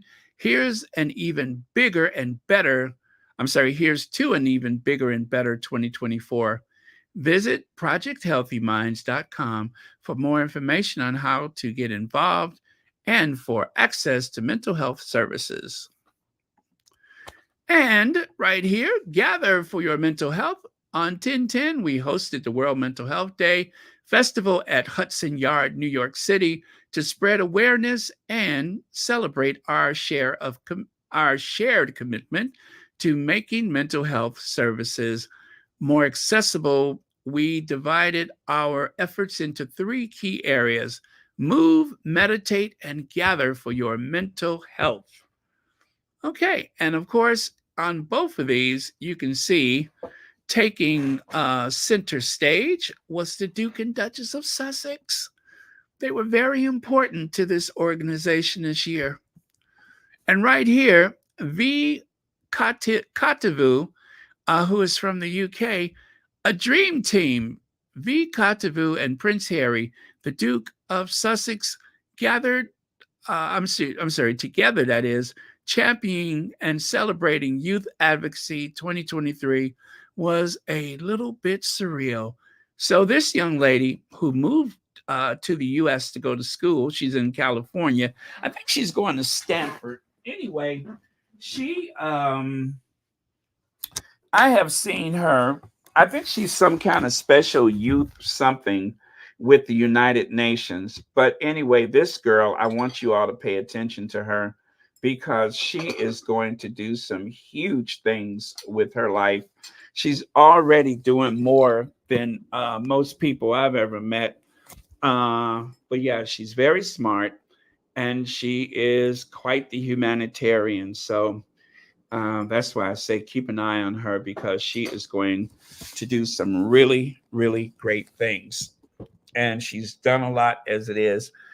And she is still, with all the famous people that she met, she is still reeling over the fact that she actually went out to LA to do a service announcement with Harry for the Diana Award. Co-host, that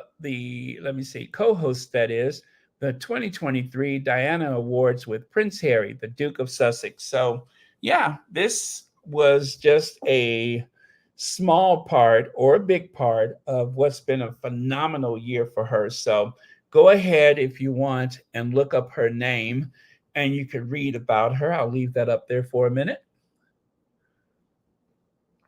Let me see here. Okay, did I? Oh, okay. Okay, no, I didn't. Just making sure. Good night, everyone, Baron, moderators. Good night, Maggie Howe. Thank you so much for being here. Remember, there's going to be a marathon tomorrow night, so get your rest on. And here's a couple of photos that you haven't seen before. Thanks to one of the squatties who shared this. This was Harry in Dusseldorf. But I just love how happy he looks there. I love that kickback, no care in the world, Harry. That is great. Boo Boo Romero, good night. Thank you so much. And here's one of Team Nigeria who took a picture with Meghan. This is another one that I hadn't seen, but a couple of the squatties have been sharing these. So thank you very much for that. And someone just said Meghan and the fashion magazines. Look at how Vogue magazine is ending the year. Meghan Markle mastered the art of latte dressing in 2023. And of course, they are speaking about Meghan's very tasteful, elegant use of neutral colors. So that's a cute way to put it. The art of latte dressing, of course, the tans, the neutral colors and such. But yeah, that is very cool. This is how the year has gone with the royal family. There's a lot of royals that I think are superb dressers. But when it comes to the Windsor family, the one that stands out is Meghan. Now, I have to say that the Queen of the Netherlands, I think she she always looks amazing. And Queen Letizia and Rania of Jordan, I think she always looks amazing. There's quite a few of them. And with all of these well-appointed, well-dressed women in these royal households, I don't know how in the world they get this idea that Kate is such a tremendous dresser. So Kate is trying to raise our future kings, says that Richard Eaton. So it shouldn't be seen as not working hard. Richard Eaton tells Palace Confidential after she was called a part-time royal by Omid Scobie and carried out just 128 engagements. Like I said, you guys, there was something in game that seems to have given these people a tremendous headache, and I'm here for it. So right there, you can see there is Kate. And on the right side, there is the nanny. I'm trying to figure out how could she be working that hard when she's got cooks, drivers, nannies, housekeepers. How are you working that hard? You have a glam squad to put tracks and wigs on your head. How are you working that hard? Could you imagine the quality of your life if you had all of those things I just mentioned and you only had to leave the house on little over 100 occasions? Because remember, some of these things, she didn't even have to leave the house, and others were a twofer where she may have done 2 or 3 things in one day and still made it home in time to watch Jeopardy. You know what I mean? So again, I'm asking the question, imagine what the quality of your life would be if you had all of the advantages that Kate has. And so this idea that she should be excused from working as hard as the rest of the royal family, the Queen was about half her age when she traveled the world for 6 months, leaving Charles in the care of a governess. And yet Kate can barely leave the confines of Adelaide Cottage to do anything more than a school run. Are you kidding me? Is that an engagement too? Picking up them kids for school, is that an engagement?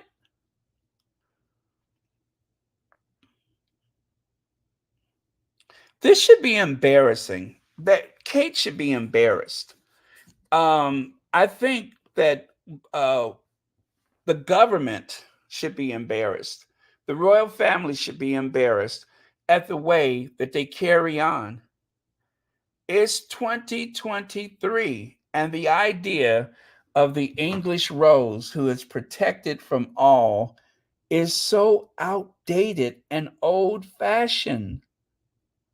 Are we going to do this next year too? I don't see why we wouldn't, but are we really going to do this next year? I mean, look at them poor kids. It's like flowers in the attic.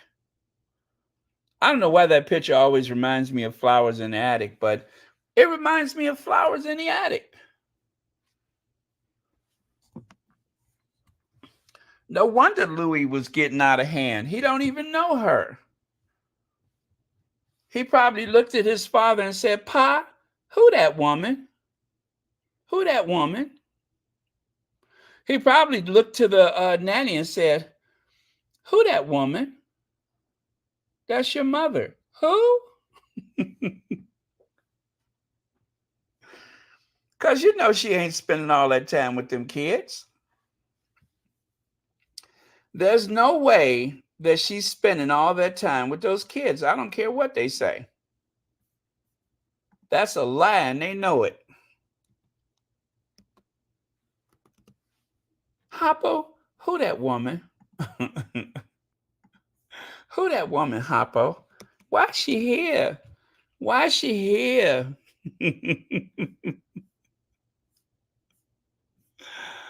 Oh, man. Well, I haven't shared this one in a while, but here we go.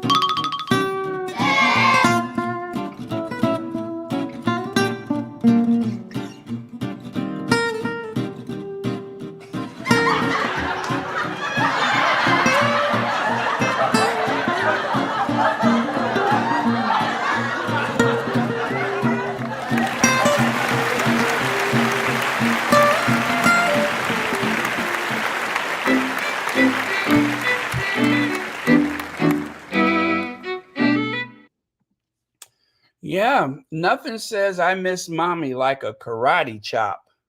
Nothing says I miss mommy like wringing her neck. Oh, man. Well, let me see here. Now, right here, this is the woman who has raised Prince George, Charlotte, and Louis. Her name is Maria Teresa Torian Barallo, and she is with them all the time, at home, in the park, on trips, in the car, after school, all the time. This is her job. So again, I asked the question, how much time does Kate really spend with them kids? And does that mean that she only works the equivalent of about 2 months, maybe a month and a half out of the year? Is there anything about Kate's constitution that is so delicate? How did the Queen raise her family? And I suppose you could say reign over an empire in decline. But how did she do that? How did the hardest working woman in the family, Princess Anne, how did she manage? How did any of them manage? Especially when you know that they had hired help. And at a certain point, those kids are going to boarding school. And when they go to boarding school, Kate ain't going to do no more work than what she's doing now. She's not going to lift a finger any further than she has to. Kate don't work. Kate don't do nothing. Kate is lazy. I mean, that looks like some kind of women's barbershop quartet or quintet. Wait a minute, it's 5 of them. Quartet. Well, anyway, it's 6. No, 6. Anyway, you know what I mean. That looks like a group of singers. Sextet? Okay. But yeah, look at that. The old flowers in the attic. All of that. I mean, it's like a basketball team. That's like the NBA. That is the WWNBA. She literally has the WNBA keeping her kids for her. Camilla Parker Bowles, a lazy woman like Kate Middleton, avoids work, source claim. Tabloids are taking William and Kate to task. Notice the year 2016. Prince William has gone from goody two-shoe to lazy layabout. Lazy. And over here, the unbearable lightness of Kate Middleton. All we know about Kate Middleton revolves around clothes, nightclubs, wedding, toffish country clubs, pursuits, and expensive holidays. Is there anything behind the expectant smile other than an empty life? This is how they used to write about Kate. It's not about race. It's because she's lazy and unaware. Kate Middleton lazy ways rubbing off on Prince William. Duke refuses to follow or whatever that is. What is it? Feel something. And this is from 2016. Kate Middleton and Prince William are notorious for not footing their fair share of the royal workload. But this latest news is horrifying. Kate Middleton called lazy by Queen Elizabeth II. Now, this is a classic case of them briefing against another family member. In the new issue of Life and Style Weekly, sources reveal the tensions are at an all-time high, and the royals have nastily dubbed Princess Kate as, work shy. Well, anyway. So the prince, is Prince William too lazy to work? Yes. And of course, there's lazy Kate. She wouldn't even comb her hair. She has somebody else do it. Lazy. Couple of nothing lazy people. Kate Middleton feels exhausted and trapped over enormous workload after Meghan Markle and Prince Harry effectively threw their Cambridge children under the bus by quitting as royals, sources tell Tatler. Now, see, some of you guys may not recall this. Maybe you were not, following this stuff. But the Tatler magazine was given the task to write an article that was supposed to be an attack on Harry and Meghan. But instead, there was a backlash because the article was moaning about how Kate was tired and felt overwhelmed by the work. She, who only works about the equivalent of a month or a month and a half a year, was exhausted, and she wanted people to feel sorry for her. She wanted people to be angry at Harry and Meghan for leaving this extra work for them to do. But instead, people were like, wait a darn minute. You mean to tell me you got nannies, cooks, housekeepers, drivers, and a glam squad, and you're tired? From what? I mean to tell you, this was an epic fail. This was worse than the poverty tourism. Far worse than that. It made her look stupid. It made the whole royal family seem that much more out of touch. Agree, Baron. Harry and Meghan are up against a huge misinformation juggernaut. As Harry said to Anderson Cooper, they said nothing for a whole year, and yet they were everywhere. Yes, yes, yes. That's exactly what I'm saying. You guys, um, I am not a negative person. I like to believe the glass is half full. But the truth is, if left unchecked, if left unchecked, the institution, the tabloid media, and these other people, these social media people, these liars, if nobody pushes back, they win. They win. I'm not willing to let them do it. I'm not going to give them the what do you call it? The luxury of winning. Not if I can help it. But it's a lot. It's a lot, you guys. It is a lot, but it's not hopeless. Just got to stay on message. That's all. It's just like with politics. All politics is local. Well, when it comes to this, all pushback starts from very few people, and then over time, more people. Just like as we have seen, there's a lot of people that have caught on and are speaking out against that institution and speaking out even on the behalf of the Sussexes. Every day, I see a new TikToker that I've never seen before. Claire Kane has actually featured some of those TikTokers on her channel. I see new TikTokers that I didn't know exist that are speaking truth to power. That's what I say. You cannot give them the benefit of the doubt. You can't afford to look the other way. Harry and Meghan cannot afford to look the other way. Got to call them out. Otherwise, they win.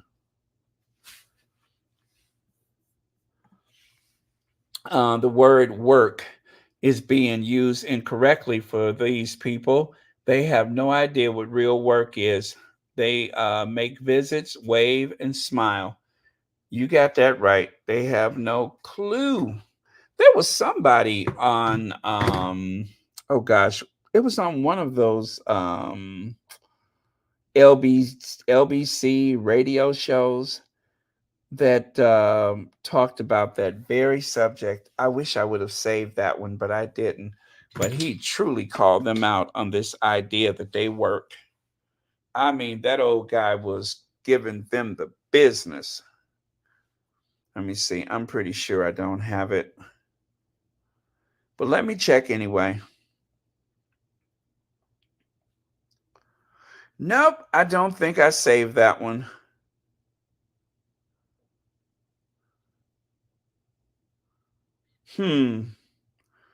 Oh man, I wish I would have saved it. That guy was really giving them the business. And I believe it was James O'Brien, was it? Oh gosh, I don't know. I wish I could find it. Let me just try. Give me a second to try because it was really, really good. But he was talking about they have no idea what hard work is. Hmm. Mm-mm-mm. Yeah, I think I'm wasting my time. I don't think I'll find it.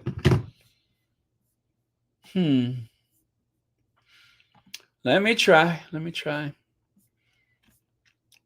I know it was LBC, but this person was dragging them about the idea of hard work.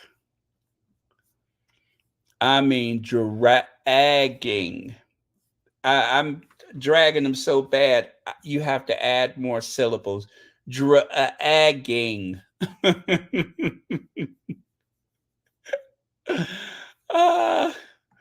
me see if I can find it.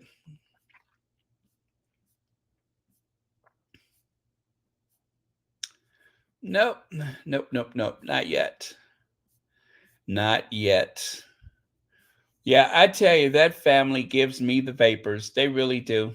They give me the vapors.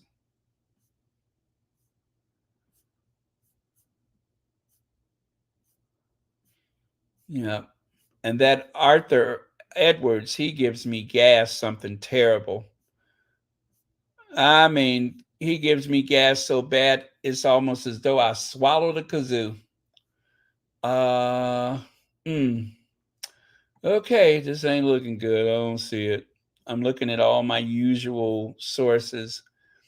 Or did someone message that to me now that I think about it? Was it in the messenger? No. Fudge. I don't see it. Pardon my language.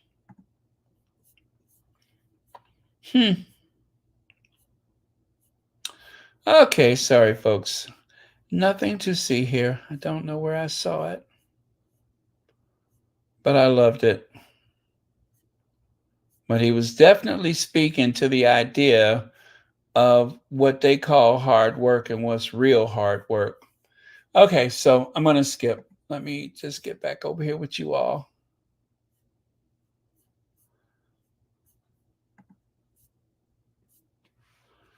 Okay.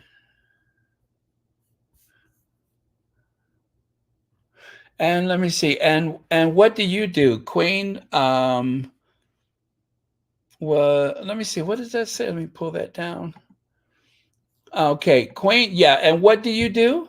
Queen wants Kate Middleton to get charity job to counter claims she is work shy. Okay.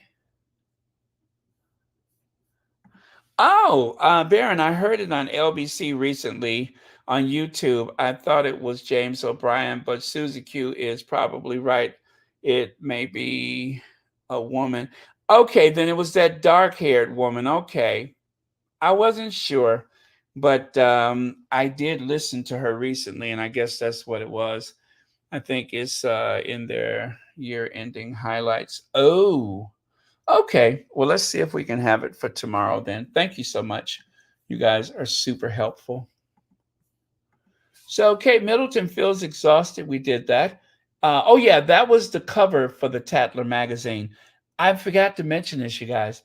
They actually removed the magazines from the store shelves. They deleted the magazine from the, well, not deleted it, but they edited the story. They changed it. They didn't want people to read how tired Kate was. So if you have that magazine, if you have that actual magazine, one of these days it might be worth something. But the Tatler got in trouble. They were told to remove it. Let's see. Oh, okay. So all of that is the same thing. But on the right, you could see the pre-royal family CV or resume between the two princesses. So Kate married into the family about age 30. Meghan married into the family, what, age 35, 36? Graduate, University of Manchester of Arts degree in history. Worked in family business, party pieces, and as a part-time accessory buyer for clothing store called Jigsaw Jr. And then, of course, Meghan, graduate university with a double major degree in international studies and theater, interned at the United States Embassy in Buenos Aires, Argentina, worked as a freelance calligrapher, designed 2 collections for Canadian retailer Reitmans, worked as an actress in 23 television shows and films, movies. Let me see, United Nations UN Women's Advocate for, and gave a speech in the UN Women's 2015 conference. Ambassador of the Canadian Water Campaign, traveled to Rwanda in Africa to spread the mission, founded popular lifestyle blog The Tig about self-empowered fashion, social consciousness, and travel. Okay, that's what The Tig was about. Sorry about that. Humanitarian work in India with Meena Mahila Foundation, focusing on gender equality. Joined United States Armed Forces for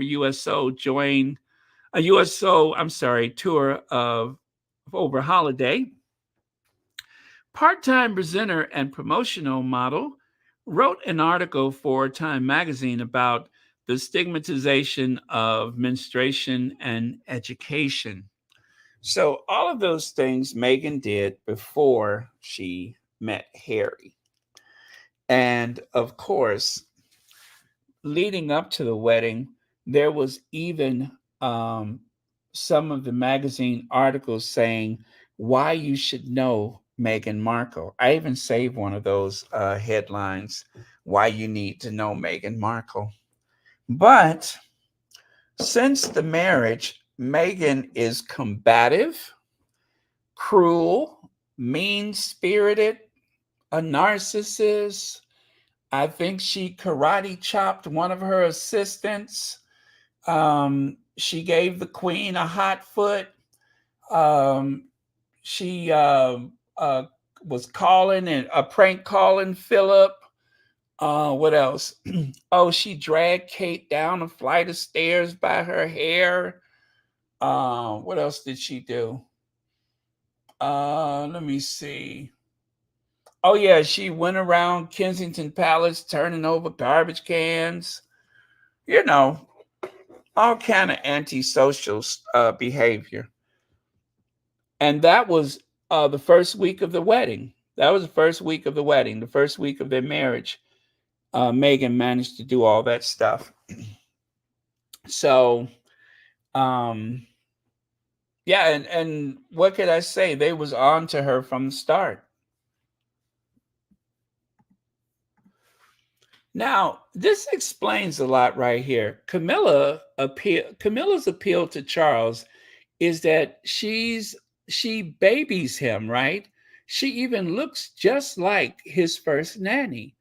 And in some ways, he has always used her as a weapon against the mother he felt never gave him the love or attention he craved, making her queen as the ultimate act of vengeance.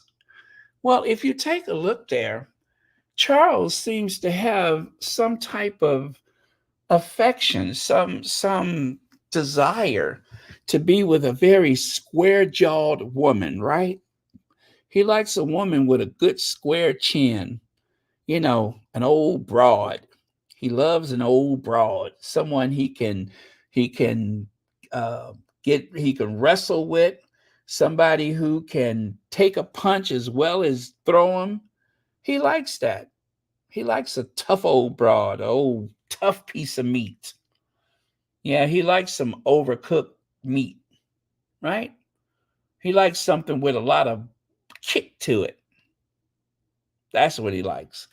An old mare. That's what he wants, an old mare. So that's what he got, an old broad with a square jaw. Kicks like a mule. That's what he wanted. That's what he got. She does look just like the nanny, doesn't she? Nothing delicate about them features. Not a single thing delicate about those features. I mean, a face like that could make a cop cry. You know what I mean? Could you imagine trying to write a speeding ticket for Camilla and she just stares you down? I bet you the biggest, burliest cop would be brought to tears.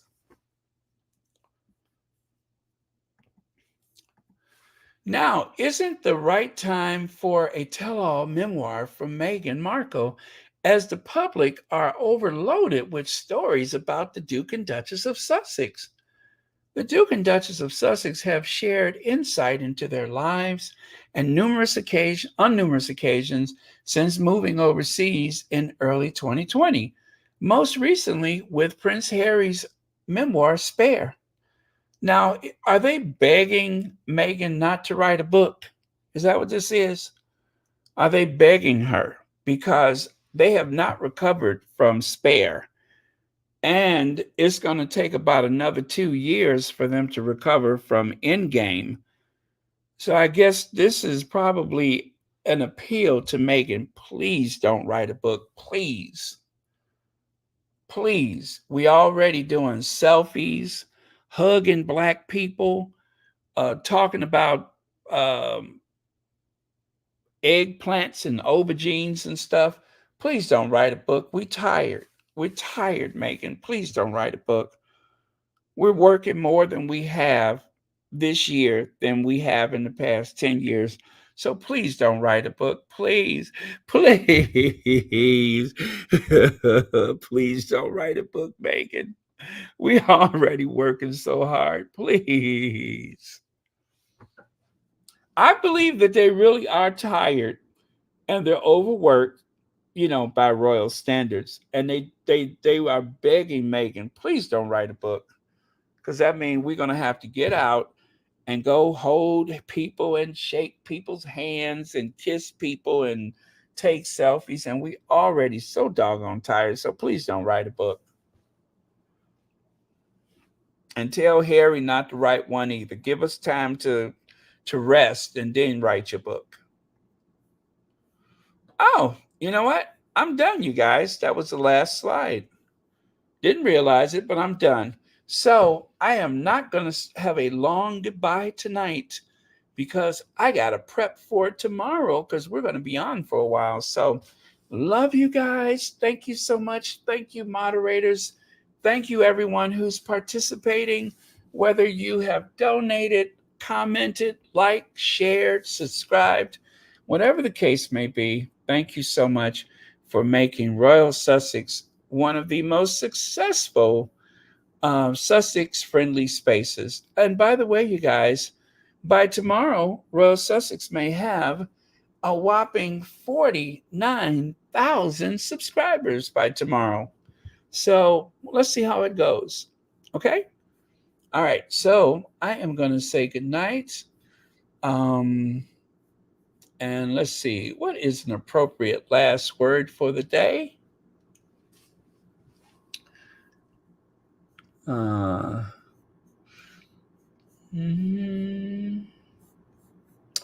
I'll find something.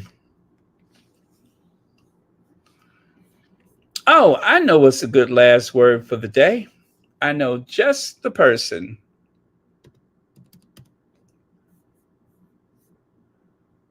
I know just the person to close it out for today or tonight or this morning. Let me see.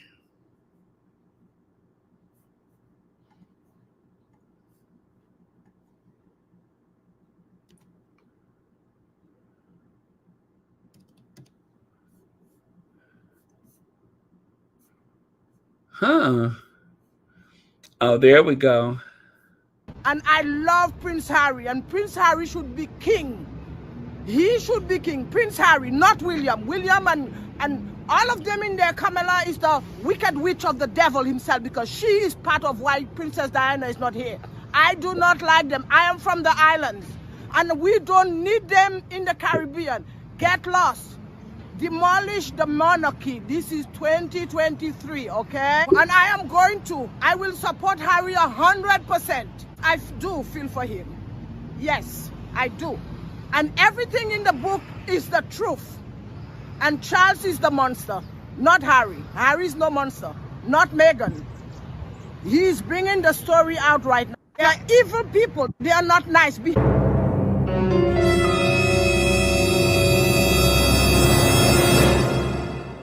Behind the wall, we all are one human being, and behind that wall there are no difference with me and you and any other Brits. Give the people back the money. They are just welfare recipients living off the taxpayers of the British people, and the British people are stupid supporting that nonsense monarchy. It is nothing. It's just a title. It means nothing. A title. I'm angry at them. Okay, So that you were ready for it. Kat Harlem says Meghan hasn't said a word about writing a book. They just want to stir up unnecessary hate against her. Amen to that. Thank you so much, Kat Harlem, for your comment. And thank you for being a subscriber as well as a member of Royal Sussex.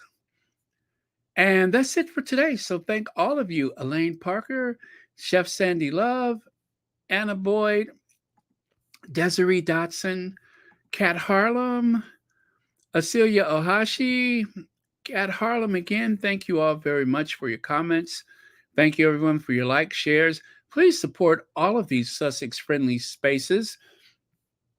And again, if you want to see some of those TikTokers that you missed because you don't have a TikTok account or you haven't followed TikTok, I am going to recommend Claire Kane.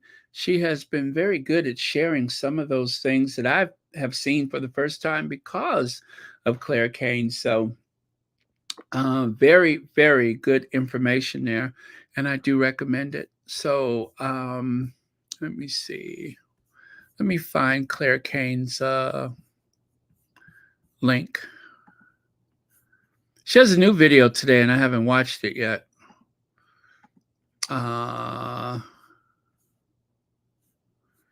Let's see. Yeah, there it is. 35-minute video, you guys. 35 minutes. So let me see here. This is it. And then I go over here. Okay.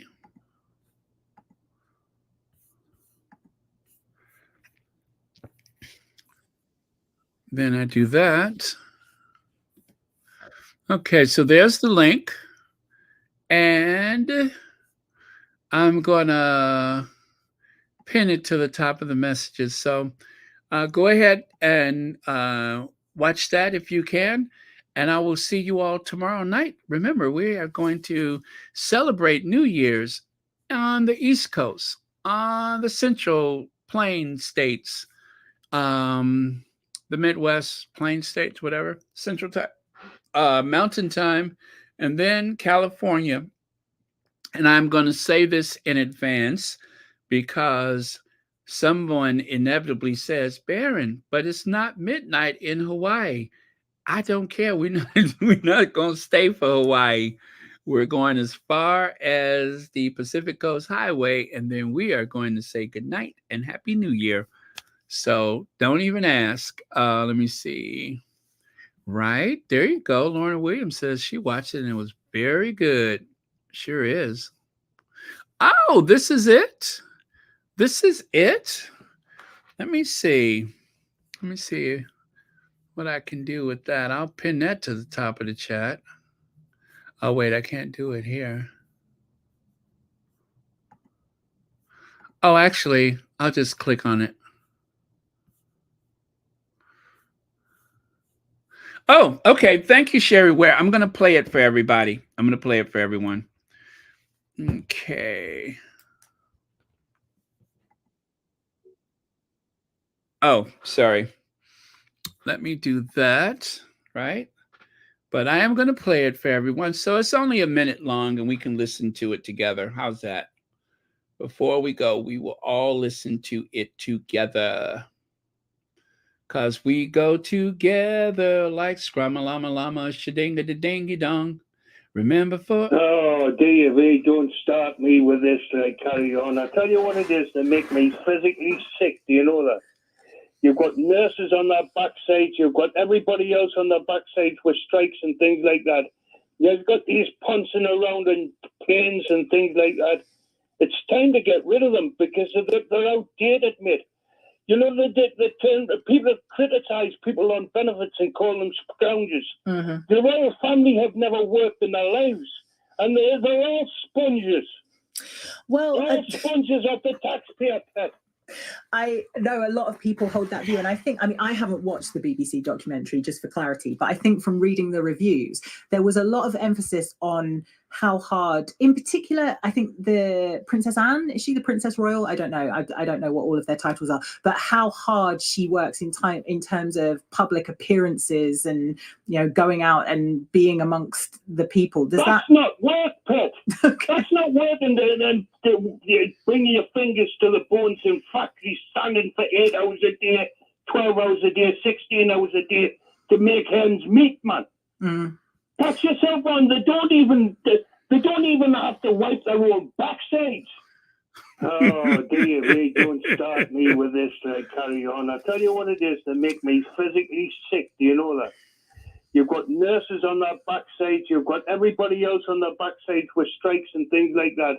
You've got these pouncing around in planes and things like that.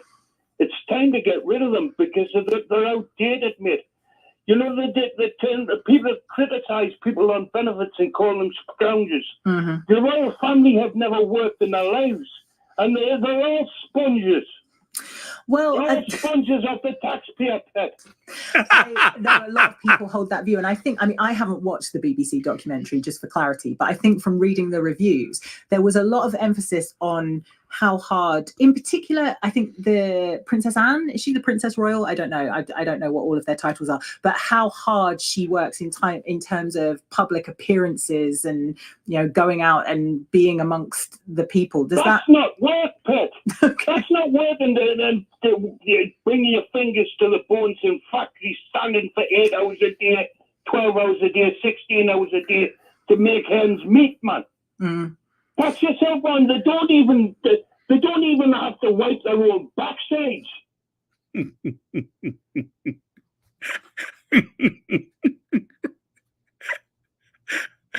That is a man after my own heart. I love him. I love him. I did not know that I was going to fall in love tonight, but I think I have. I think we can make this work, he and I. They don't even have to wipe their own backsides. You hear me? They don't even wipe their own backsides, I tell you.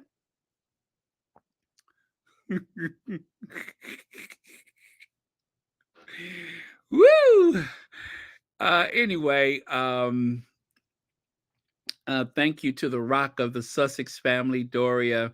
And thank you to our guardian angel above, Princess Diana, whose ever watchful eye and guidance has been there the entire time. So again, with that, you guys, I am going to go. Thank you so much. Thank you, Sherry Ware, for making that possible. Because I'm going to have to marry into the royal family because I don't want to have to wipe my own backside either. I'd rather hire someone. I'd rather contract or whatever. But yeah, that was fun. Woo! I love it. Yes, he was pissed. So much truth tonight. My goodness, right? My word, so much truth. That's not work, Pet. That's not work, Pet.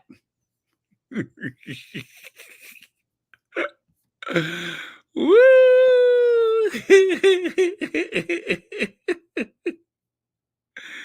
Oh, well, who's ever cleaning their backsides, I don't envy the person that have to look into that rippled mound of flesh that ugh, or that one, ugh. I don't envy those people. Anyway, that's our tea for tonight.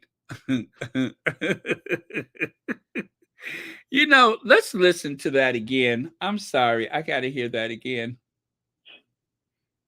Oh, dear, don't start me with this. Carry on. I tell you what it is. They make me physically sick. Do you know that? You've got nurses on their backsides. You've got everybody else on their backsides with strikes and things like that. You've got these pouncing around in planes and things like that. It's time to get rid of them because they're outdated, mate. You know, the people criticize people on benefits and call them scoundrels. Mm-hmm. The royal family have never worked in their lives, and they're all sponges. Well, They're all sponges of the taxpayer, pet.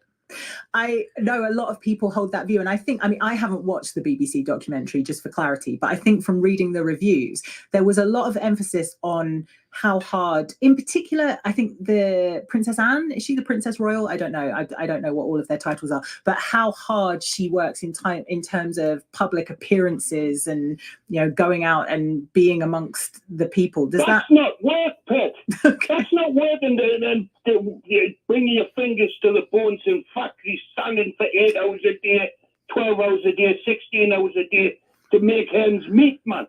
Mm. Patch yourself on. They don't even have to wipe their own backsides. Oh.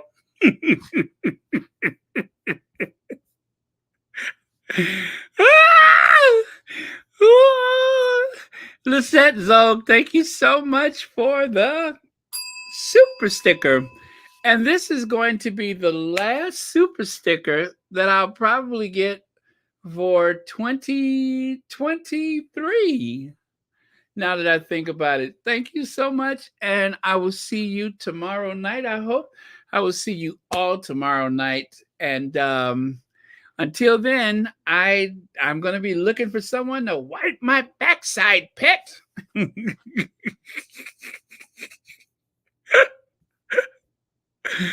Ooh, I know. I love it. I love it. That was so funny. He's what you would call agitated. That was agitation. So whatever it was, I am here for it. Thank you, whoever that was. And good night, you guys. Love you. I will see you tomorrow.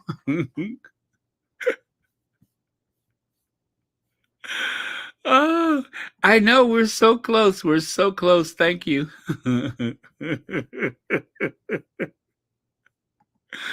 Let me see. He's a guy from the island. I'm from the island, pet, and we don't need those royals. We got to get them out of there. Oh, good night, y'all.